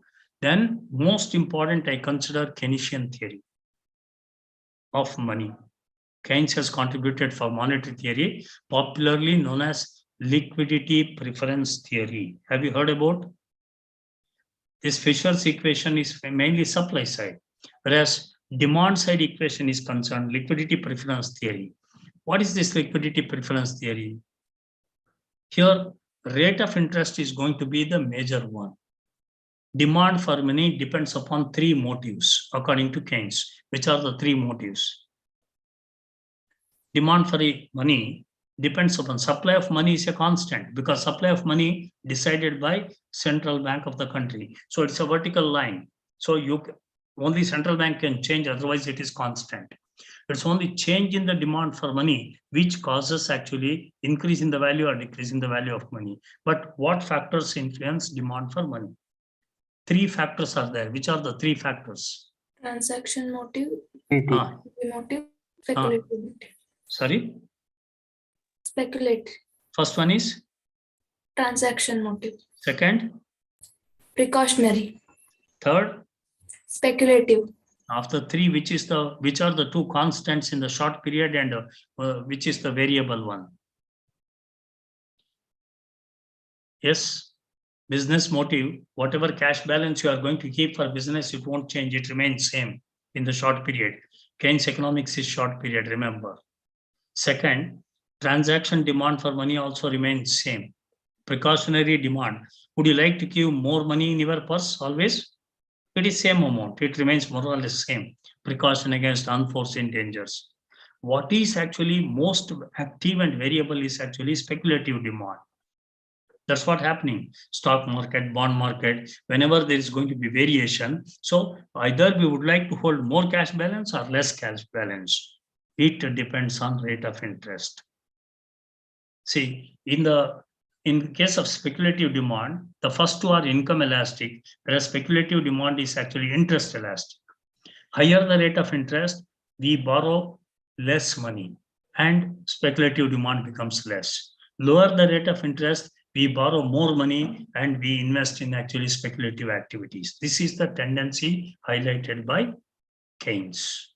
So his version is the speculative demand is mainly responsible for changes in the value of money, and rate of interest is actually it convert cash balances into bonds because higher returns expected and capital gains rise.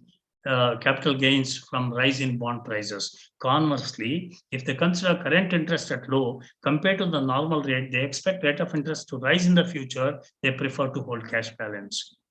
So loss due to interest income is small. Avoid capital losses and anticipated rise in interest rates. Return on cash balance will be greater than the return on alternative assets. If in future rate of interest rises, bond price will fall and vice versa. This is what Keynes says. So liquidity preference, that is demand for cash, is interest elastic. Speculative demand for money and rate of interest are inversely related. Higher the rate of interest, lower will be the demand for money. Lower the rate of interest, higher will be the speculative demand for money. Therefore, the sum of the transaction demand, precautionary demand, speculative demand together is equal to, yes, demand for money. So now the diagram is concerned, simple diagram you come across. X-axis, it is demand and supply of money. Y-axis, rate of interest. One horizontal line will be there, vertical line, that is supply of money, whereas a downward sloping curve will be supply of demand for money. That downward sloping curve, it depends on speculative demand. If the speculative demand is high, rate of interest is high, speculative demand will be less. If rate of interest is low, speculative demand will be more. That determines actually money demand. So that is the theory you have to remember. Then measurement of money supply. Are you familiar with that is demand side? All the theories are demand side, remember. Supply side is concerned, who supplies money in the economy? Who supplies money in the economy? Central Bank, RBI. So April 1977, so money supply is concerned, they have given these details. M1, currency and coins with the public, plus demand deposits in banks, that's your current account, other deposits of RBI. All these are called narrow money. This is part of total money supply. Second, M2. This M1 plus post office savings deposits constitute M2. Third, M3. M1 plus net time deposits with a banking system called broad money. Time deposits are fixed deposits. M4, M3 plus total deposits with the post offices excluding national savings certificate. That is nothing but actually M4. But the concept is today up to M3. These are all 2 marks question. Definition for M1, M2, M3. Broad money is M3, narrow money is M1.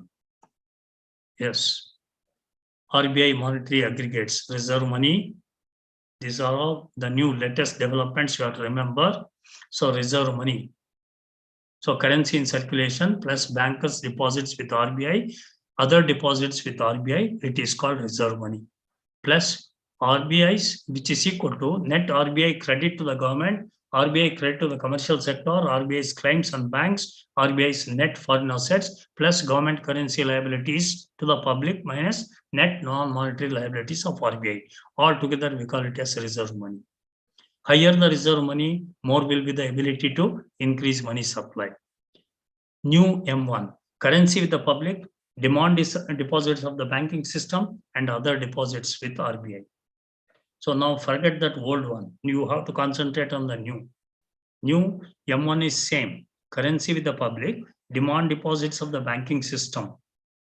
That is current accounts. Other deposits with RBI. That is M1. N is used because new money supply. N M2. M2 is concerned this M1 plus short-term time deposits of public. Up to 1 year, if there is FD, that is not M3. Up to 1 year FD in the banks, etc., that comes under which one? M2. See, be careful.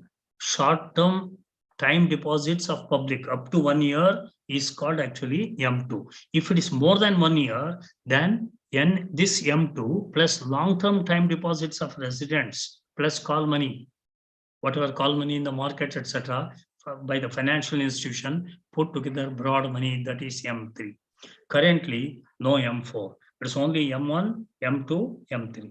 I repeat it, exam point of view, M1 is nothing but, yes, currency with the public, whatever in circulation, plus demand deposits with the banking system. When you are having current account, it is as good as cash. Anytime you can withdraw. Yes, the third one is other deposits with RBI, called M1. M2, this M1 plus short-term fixed deposit. Short-term time deposit means fixed deposit. That means deposits less than how many months? 12 months or 1 year. That comes under M2. This M2 plus long-term time deposits, long-term fixed deposits, plus call money. That's called actually short-term funding from financial institution, etc. All together it is called M3. This is the new concept you have to remember. Exam point of view.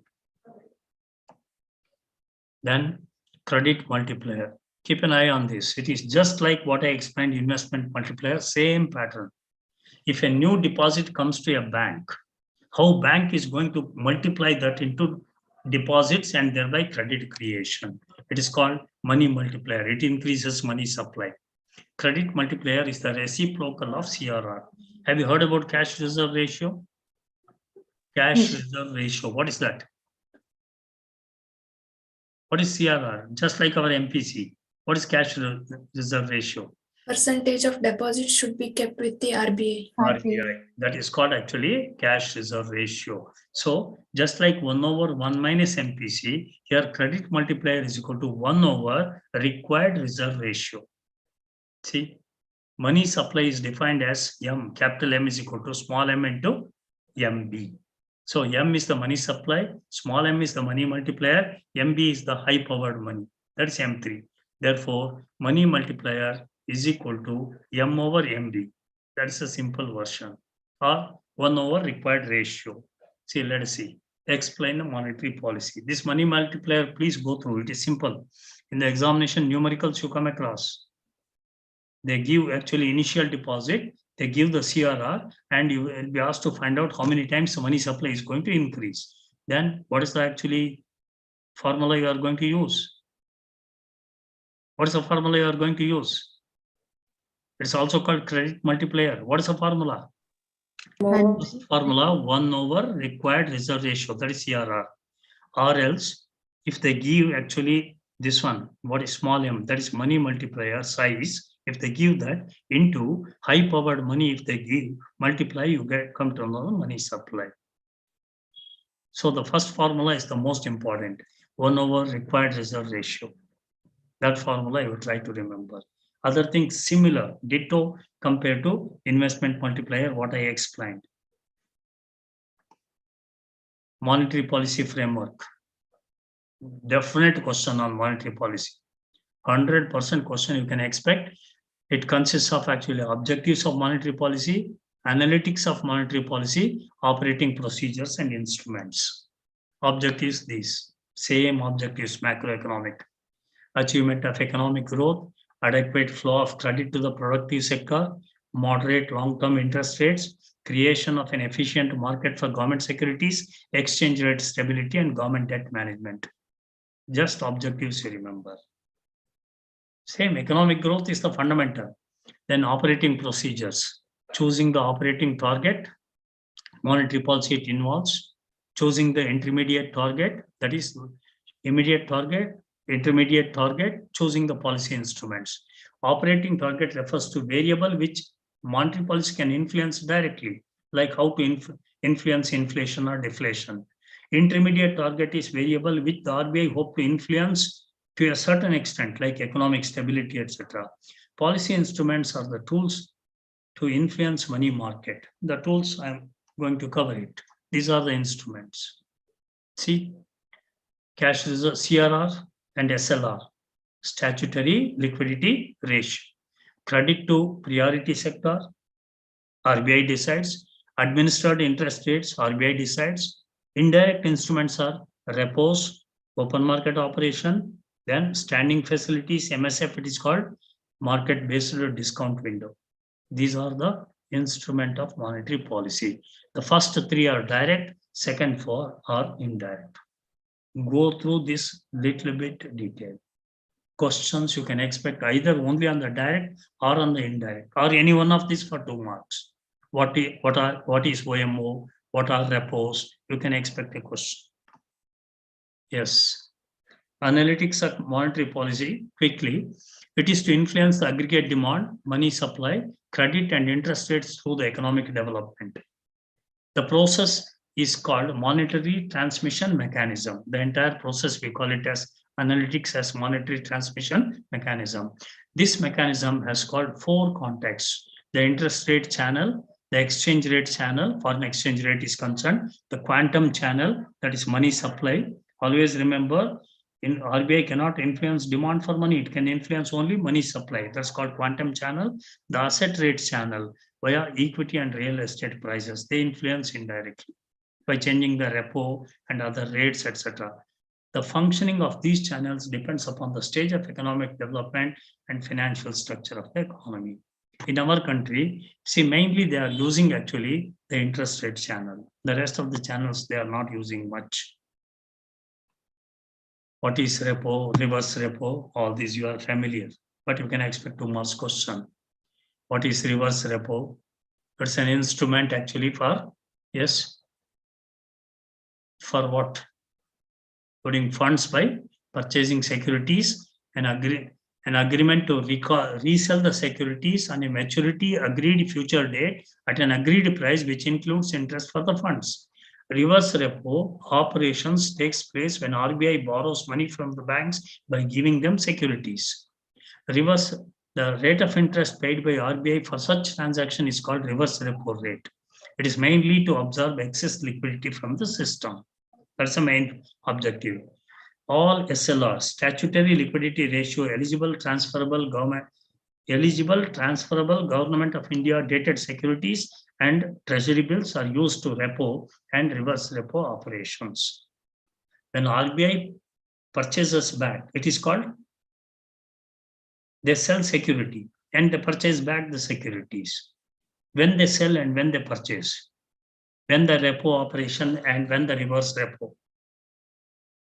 Anybody? When the RBI sells security? Reverse.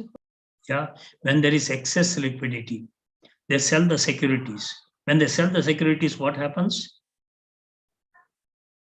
Companies, public, everybody will buy. When they buy, money flows towards where? When RBI security is sold, money flows towards whom? RBI. Yeah. And bonds and securities will be with the public. Automatically, money supply will become what? Less. Less. Yeah. Inflation time, excess money value will be less. This is the operation. Suppose there is going to be what you call recession tendency, depression tendency, then they go for reverse.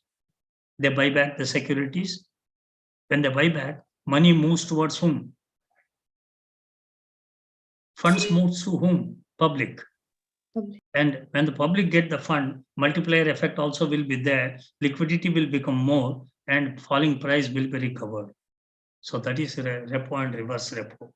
Buying securities from public is reverse from the financial institution. Selling is nothing but repo. The concerned rates are called repo rate and reverse repo rate. Organizational structure is pure theory. You can go through. So the Monetary Policy Committee also, please go through. The Monetary Policy Committee, who are the people and what they do, you can expect a question. So these are as far as money is concerned.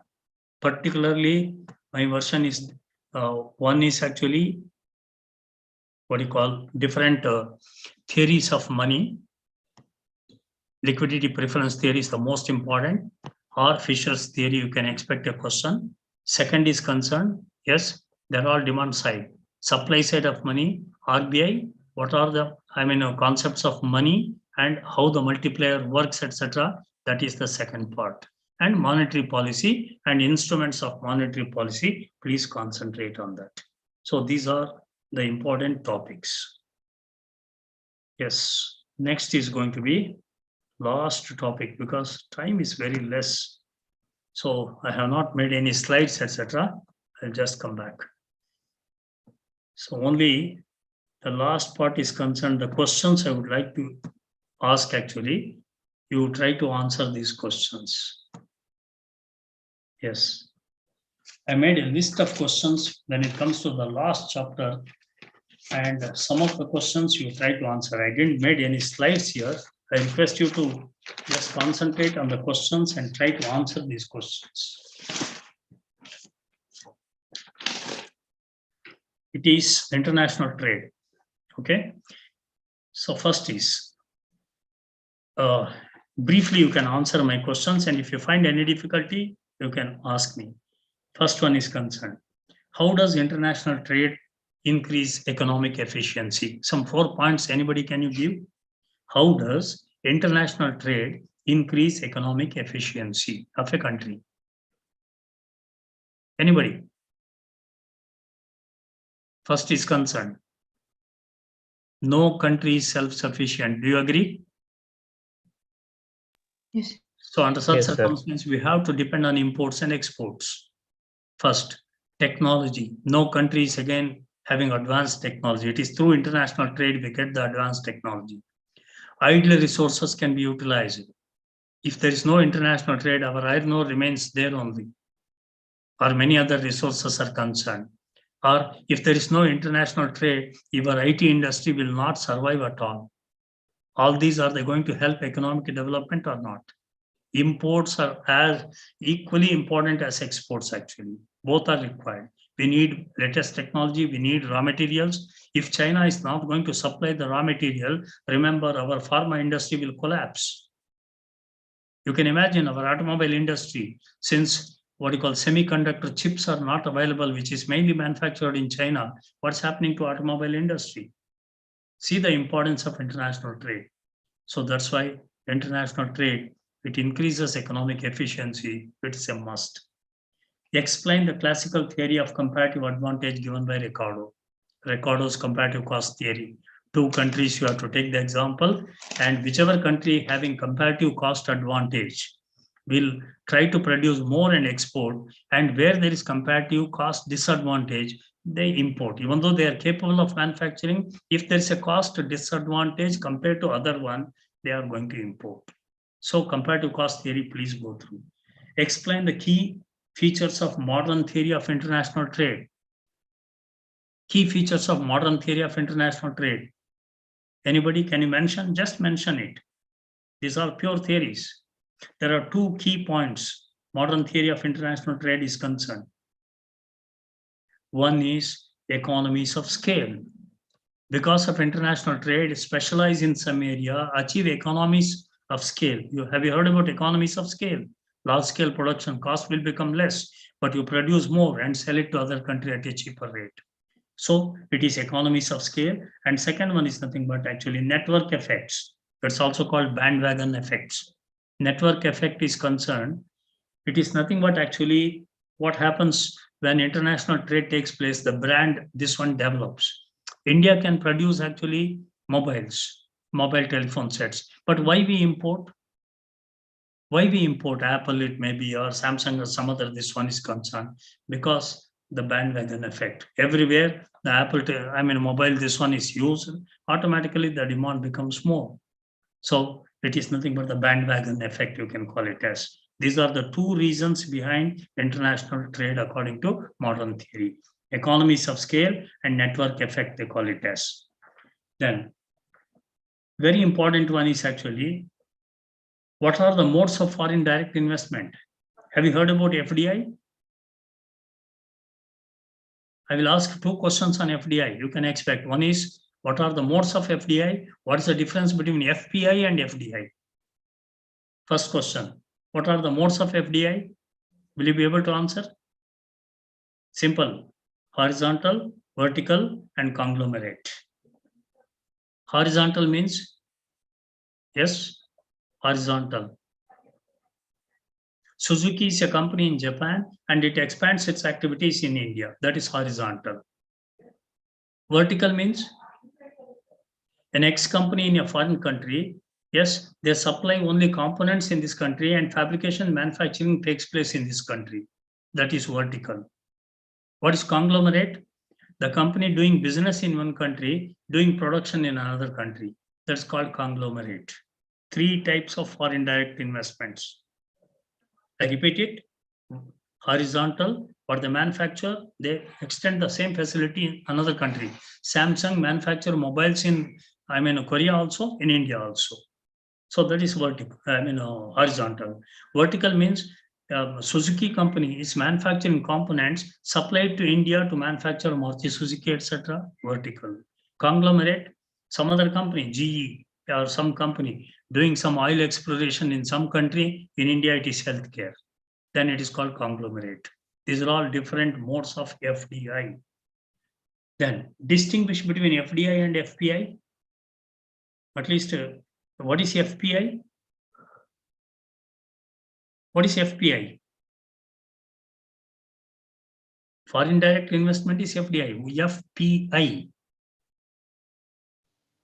Foreign portfolio. Foreign portfolio investment. So what is the difference? How do you distinguish? The points are simple. FDI, I will mention. These are the important features of FDI. Physical assets are going to be created in a foreign country. It is a long-term interest. It is not for short period. It is difficult to withdraw once you make the investment. A big foreign company starts production in India. Can they take away overnight? Not possible. So these are long-term, difficult to withdraw. They are not speculative in nature. It is not for speculation purpose, long-term investments. And technology transfer take place in FDI. Normally, FDI leads to technology transfer. So it will have direct impact on employment, labor employment, etc. It is more, stakeholding will be there. In the sense, managerial control will be there, financial control will be there, stakeholding will be more by FDI companies. So that is FDI. Opposite version you can mention for FPI.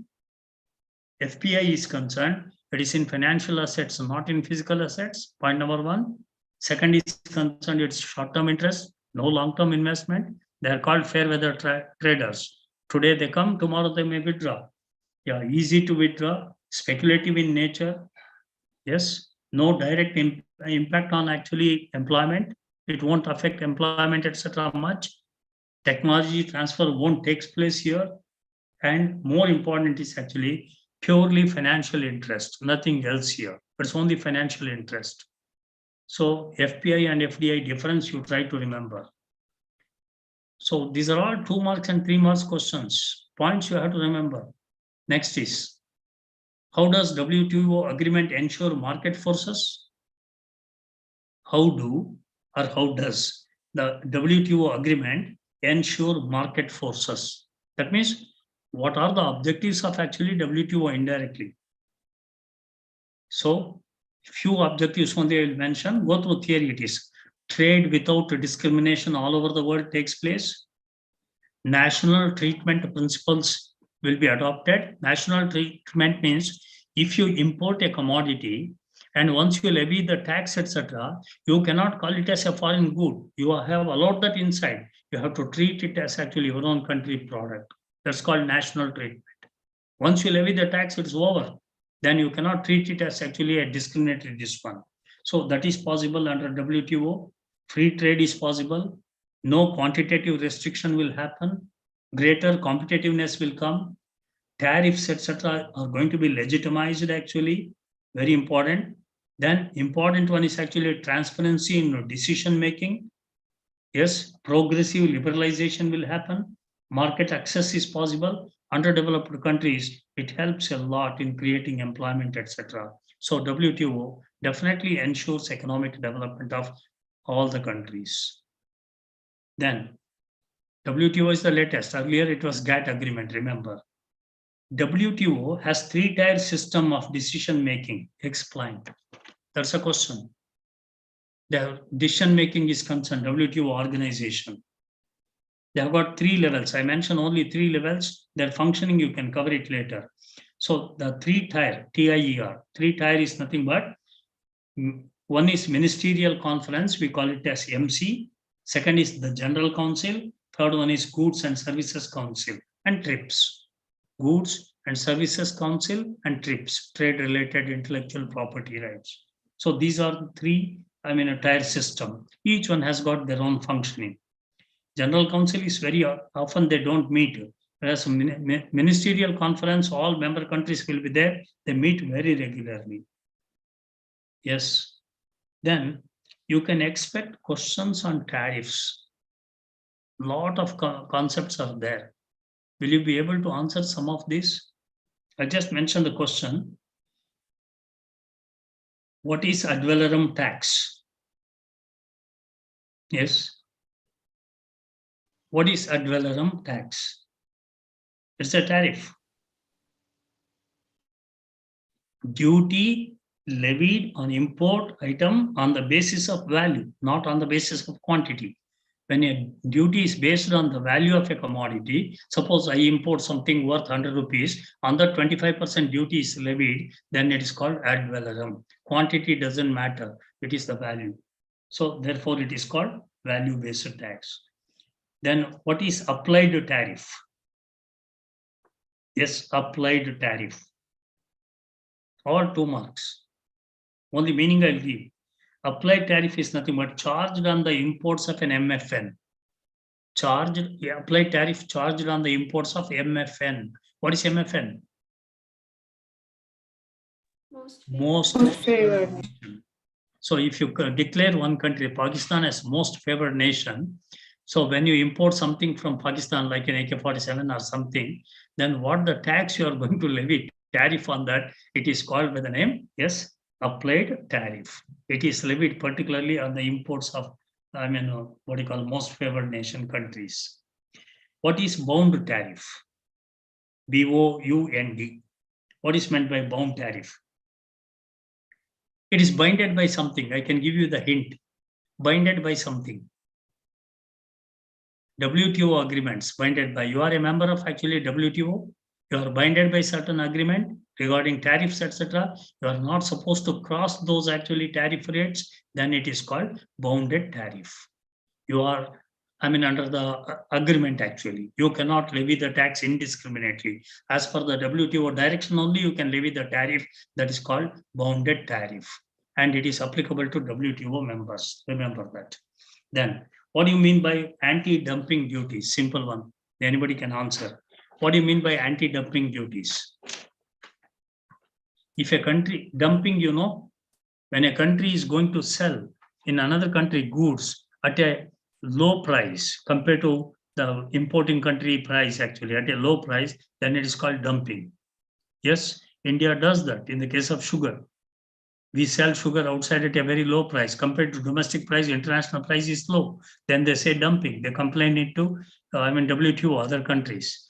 Under such circumstance, if a country comes to know importing country there is dumping and it is harming your domestic industry, you can levy a tax on that, so that the price will go up and it becomes equal to or higher than domestic product price. That is called anti-dumping duties. Very simple it is. To prevent dumping, the duty is levied, and so that the price of the imported item will become higher than the domestic products. That is called anti-dumping duties. Yes, these are all type of question. What is meant by mixed tariff? Mixed tariff. Have you heard? What is meant by mixed tariff? Yes. It is to maximize revenue. For example, duty on cotton is 5%. Ad valorem is going to be 3,000. Value added tax is going to be 3,000. Of the two, you have to choose one. Then it is called mixed. Either you levy a 5% tax on the quantity, or ad valorem tax you levy that comes to same quantity, 3,000 rupees. Same quantity, but tax is going to be 3,000 rupees. Then of the two, if you choose whichever gives higher revenue, that is called mixed tariff. Suppose 5% if you levy on quantity, 1 ton of cotton, 5%, it gives you 2,500 rupees revenue. But if you levy ad valorem, it gives actually 3,000 rupees revenue. Then your country will choose actually the second one. Then it is called by the name. It's called by the name mixed tariff. Yes. These are the concepts as far as tariffs are concerned. 1-2 marks question you can expect on one of these concepts. Next comes, list the point of difference between fixed and floating exchange rate related. What is mixed exchange rate and what is floating exchange rate? Fixed. It is called actually fixed exchange rate and floating. Fixed exchange rate is also called pegged system or pegged exchange rate. Central bank or the government is going to decide the exchange rate and change whenever there is a requirement. Then it is called pegged system or it is called fixed exchange rate. Floating exchange rate depends upon actually demand and supply of your currency in the international market. Now, India is on the floating. That's why dollar value every day is changing. Pound value is changing. 76 rupees, 75 rupees. It was less than 60 rupees at one time. So it is floating rate. Depends on market condition, demand and supply. So that is the difference actually. No interference by the government or central bank in the case of floating exchange rate. Whereas fixed exchange rate, central bank or the government is going to decide. So market determined exchange rate is called floating. Then just 2 numericals quickly can we solve? It won't take much time. Yes, possibility of numericals here, that's why. Just take this one.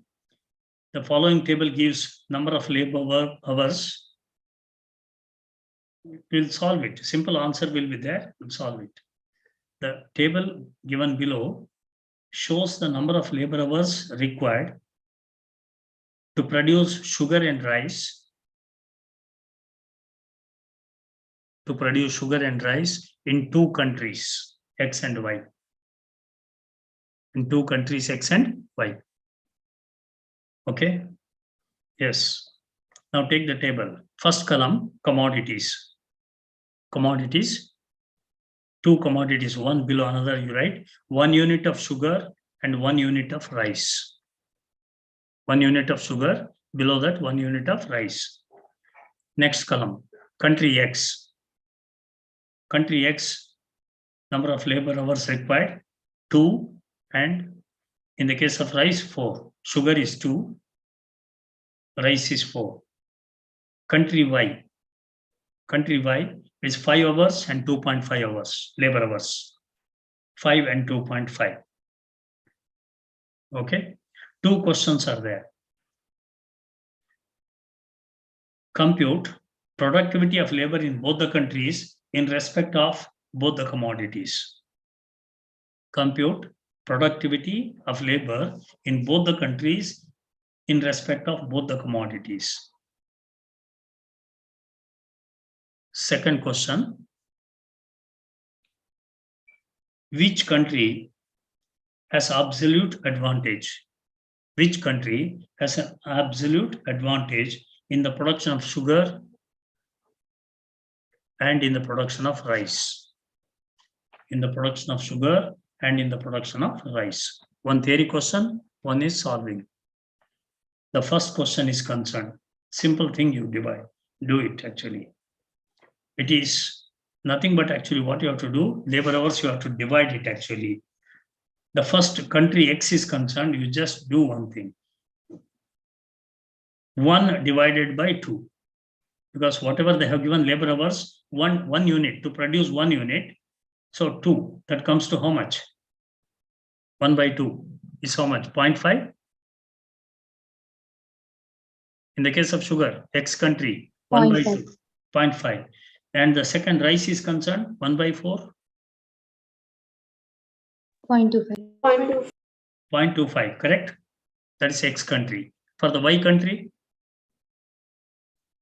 1 by 5. 0.2. 1 by 5 is 0.2. 1 by 5. Because 5 hours it requires. 1 unit divided by 5. Then 1 by 2.5. 0.44. 0.4. 0.4. Okay. So that is the answer.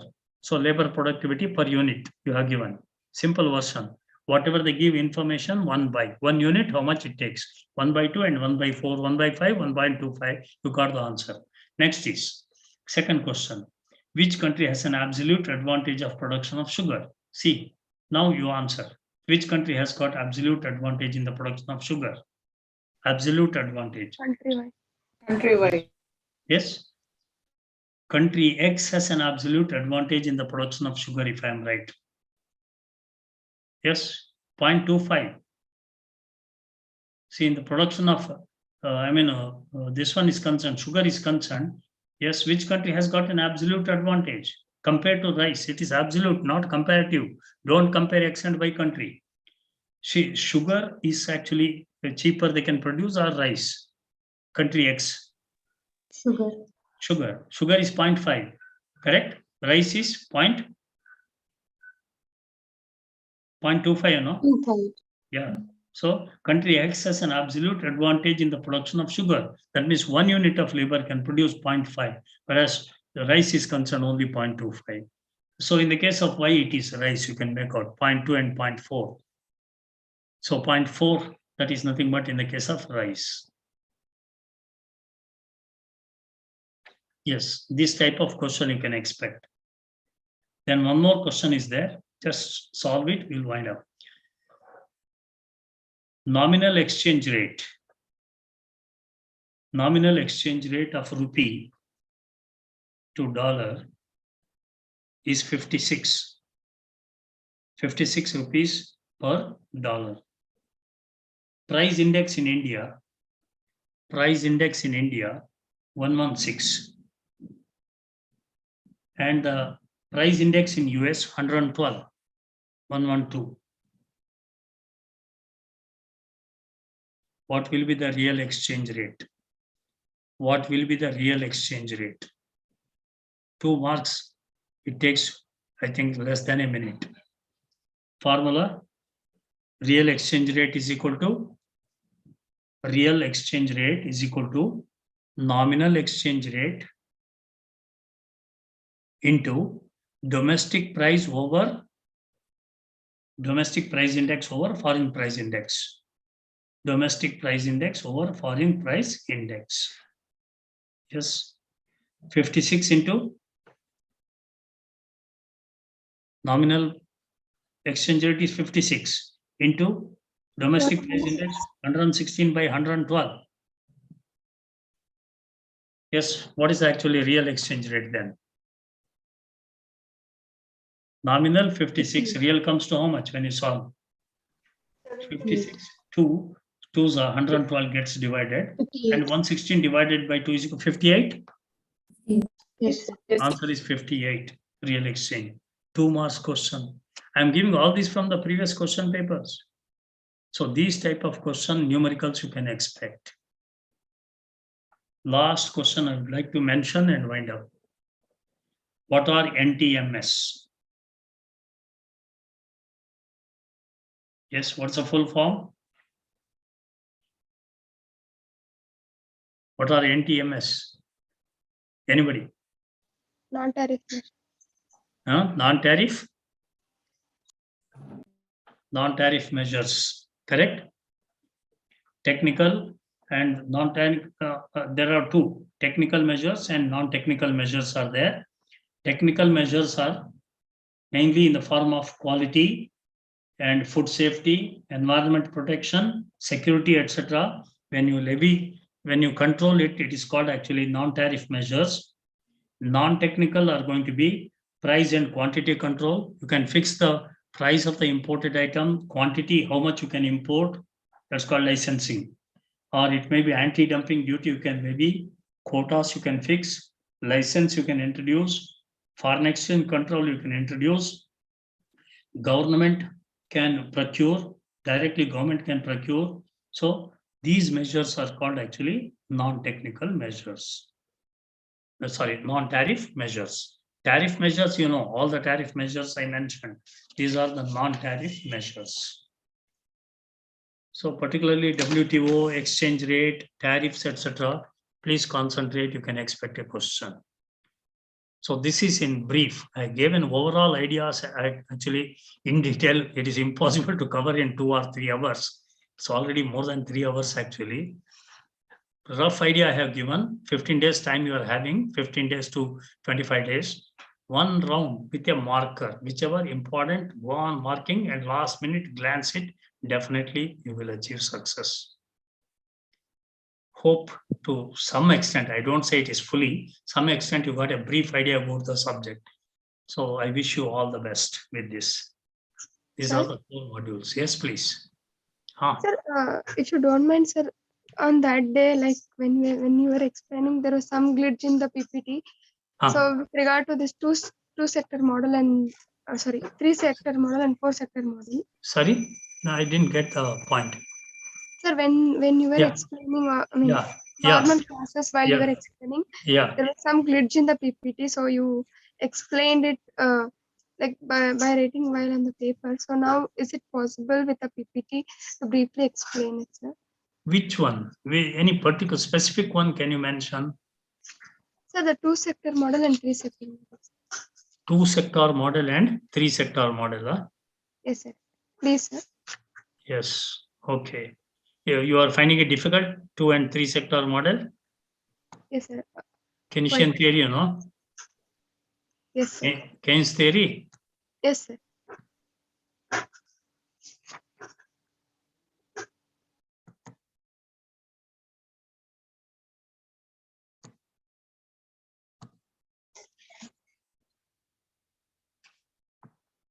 Second.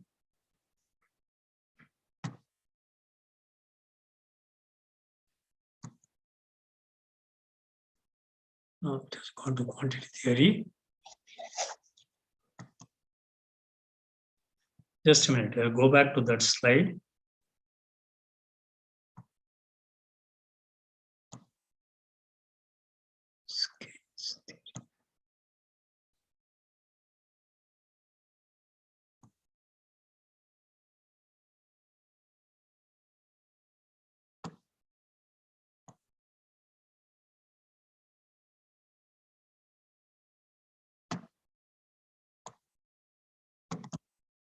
Not going back actually.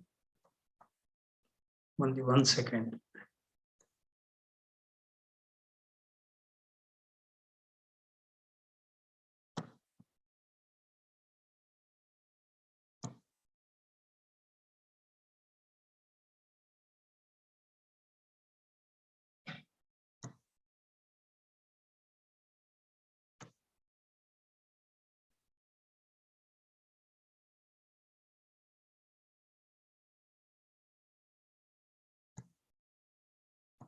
Okay, do you have the diagram with you? I will explain without this one. Sir, with the diagram, sir. Sorry? Sir, with the diagram only. So I'm finding it difficult to go back, but I will try. Okay, got it.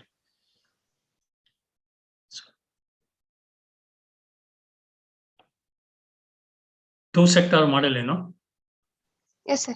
Yeah, first two-sector model. Full you want to explain or only diagram? You So want like, complete yes, explanation? sir. Complete explanation you want or diagram? So like complete all. Okay. So national income determination is concerned. Keynes has given 3 models. One is called sector model. Second is called 3-sector model and 4-sector model. So first is actually, he doesn't believe that classical theory, supply creates its own demand. It is not acceptable for him. It is actually the demand side he has given more important, whether money or national income is concerned. So this theory mainly highlights actually aggregate demand concept.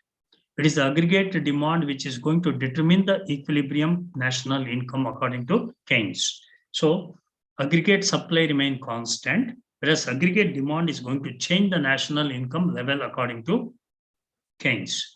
So he made some assumptions like all prices, supply of capital, everything remain constant because it's a short period one. All Keynesian theory are short period theories. No taxes, no imports, etc. in two-sector model. All investments are autonomous, not because of any other factor. No leakages, no injections. It's only closed economy. And see, this is how the circular flow. Household sector, business sector. Okay, household sector, we supply, labor, land, capital, enterprise. You can see that arrow mark is there. We supply factors to the business sector. They use it and in turn, they make it into goods and services. They supply back to us, household sector. This is called real flow. Then when we supply all these factors, in turn, business sector will give us what? I give my land, my labor, my capital. What they give us? Wages, rent, interest, etc., which is called factor payment. They give the factor payment, and in turn, we receive that household sector. We spend it on the goods and services what they supply. It goes back to business sector. So complete circular flow, one sector to another sector, no unemployments. This is simple two-sector closed economy, and the outer circle is real flow, inner circle is money flow in opposite direction. Therefore, in this particular, no leakages, no injections actually, always there is going to be equilibrium. Factor payments is equal to household income is equal to household expenditure is equal to total receipts of the firms. That means value of output in the economy. How the equilibrium is determined? It is aggregate demand is equal to aggregate supply according to Keynes. Aggregate supply is a constant. It is aggregate demand which is going to determine the equilibrium income. Let us see.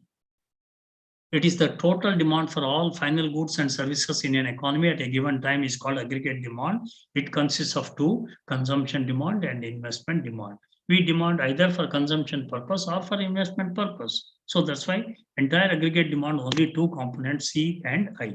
C plus I is equal to aggregate demand. C, consumption function I explained. C is the function of Y, where it is a linear function. That's why C becomes A plus BY. It's a equilibrium determination, it's only a component, no need to worry about that. It's a consumption line. Yes. Then MPC. MPC you are able to understand, I hope.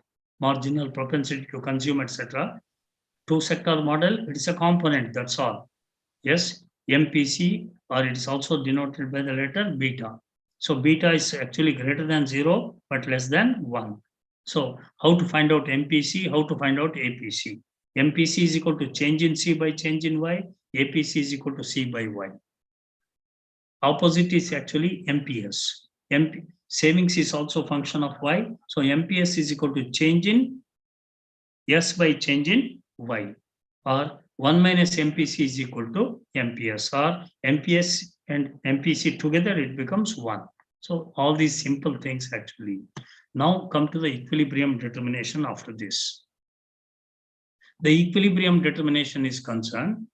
Yes, this is the diagram.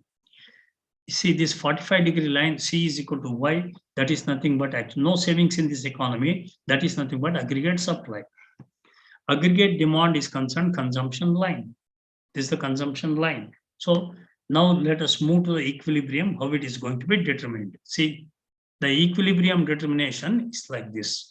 Two-sector model. Observe carefully this diagram. Only upper side you take. Lower side is just to reflect savings. X-axis it is income. On Y-axis C and I. 45-degree line is there. That is C plus S. What do you call that? C plus S. What do you call that? C plus S? Supply. Aggregate supply. Okay. Then aggregate demand consists of what? C and I. That's why below it is C. When you add I, it becomes C plus I at a higher level. So C plus I is the aggregate demand. Both cut each other at point E. See? Able to see that? E, point E? Yes, sir. So at that line, if you drop a line, you get national income, that is Y. Equilibrium, stable level of national income. But two more lines I have mentioned here to show that if not in the equilibrium, what happens? You take Y1, left-hand side. Suppose an economy is producing at Y1 level. At Y1 level, aggregate demand is more at E1, whereas aggregate supply is less. Aggregate supply, you can make out line, it is lower than aggregate demand. So demand becomes more than supply. So what happens then? What happens in the economy? When the demand is more, you are demanding. I'm the producer. What I'm going to do? I'm going to invest. I'm going to produce more because there is profit. When I invest more employment, more production, automatically Y1 moves to Y. Improvement in the economy. But if an economy is at Y2 level, then what happens? See, at Y2 level, aggregate supply is more than aggregate demand. Production is too much, but aggregate demand is less. Expected demand is less due to so many factors in the economy. War, it may be, or due to supply chain management, it may be. So the demand is less. Literally, we are facing the same problem. Now, under such circumstance, what happens? Investors, stocks will become too much. Inventories are idle. They cannot produce more. They cannot store it also. They withdraw the investment. When they withdraw the investment in the economy, production becomes less. Unemployment starts actually.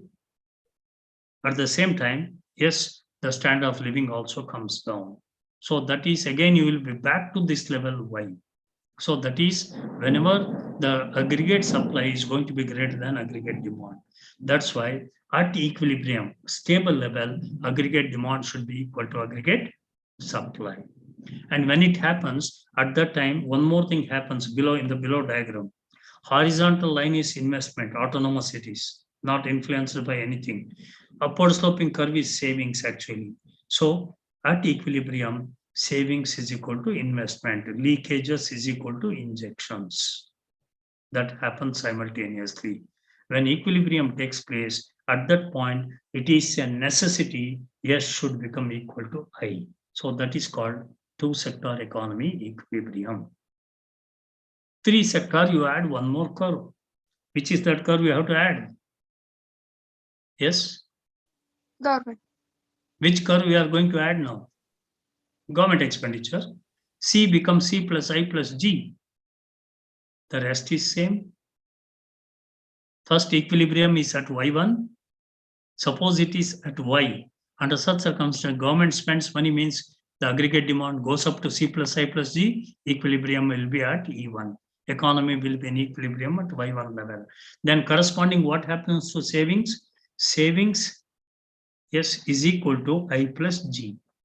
Government also saves money. That's why this S includes private savings and government savings, which is equal to injections, private investment and government investment at equilibrium. S is equal to I plus G.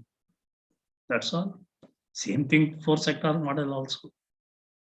You have to explain only the top side. Then concluding part, you can say what happens to savings and investment, leakages and injections are concerned. So this is what two-sector and three-sector model. Hope you're able to follow this. Yes. Make one attempt. Make one attempt. Right. So that fourth last one, sir. Sorry? Huh? That fourth sector model last one. Fourth sector also include one more, X minus M. See, here what I did actually, same 45-degree line, C plus S plus T, we call it as, tax is there. That's another thing. So C plus I plus G will be there. And under such circumstance, if there is a country having international trade, net earning from the foreign sector will be added. So if the exports are more, curve will move up. When it moves up, equilibrium previously even in a 3-sector model, now it is E2. That means income has gone up from Y1 to Y2. Below, if you want, you can write actually what you write below. Leakages. Which are the leakages you have to write? Savings, taxes, and imports should be equal to investment, government expenditure, and one more, exports. Leakages will be equal to injection. Same thing. One curve extra you have to write. That's all. Hope the diagram you are able to understand. You have to write that brief diagram. You have to practice it and you have to explain. Aggregate demand, aggregate supply. There are two factors. What are the components of aggregate demand? What are the components of aggregate supply? Explain that. When both becomes equal, equilibrium. Yes. So at that time, what happens to leakages and injections? That is actually equilibrium determination. Okay. Sir, here I bar is investment is constant. Sorry? I bar, G bar, X bar. That is constants. They are actually in a short period, they are autonomous. Instead of constant, I use the word autonomous. See, investment is not decided by any factors, income, etc. Government expenditure not decided by income. Only mistake here is X bar is there. That bar you remove it. X bar is correct. Imports are income elastic. So M bar you have to remove. M, there is no bar. Okay. All other are autonomous. They are independent. They are nothing to do with the income. Whereas imports decided by income, whereas consumption decided by the income. That's why that we put that bar on the head of those abbreviations. They are called autonomous. They are not induced. These are induced. Import is an induced one, whereas consumption is induced. As the income increases, consumption increases. As the income increases, imports increases. But exports, government expenditure, nothing to do with the income. They are autonomous. That's why that bar. Okay? Yes. Sir, one last question, sir. In the 2-sector model, you told that there would be not savings. There would be any savings. But there in why? Because we made that assumption, it is the simplest model. No savings, no investment, etc. In the 2-sector. Assumptions are there. Sorry? In the 2-sector model, sir, in the graph, you told that this aggregate supply is equal to C plus S. C plus S, correct. So or you can write only C. No problem at all. Since here we write C plus I, there we write C plus S. Okay? Okay. Yes. Yes. Thank you so much. Welcome. Right. All the best. I hope you are going to prepare thoroughly. It is not going to be difficult, but don't leave anything. In 3 hours, it is impossible to cover all the 4 modules. It requires 14-15 hours actually. But in brief, I covered overall picture I gave. So just make an attempt. So definitely you are going to achieve success. I wish you all the best. Thank you. Thank you, sir. Thank you. Right.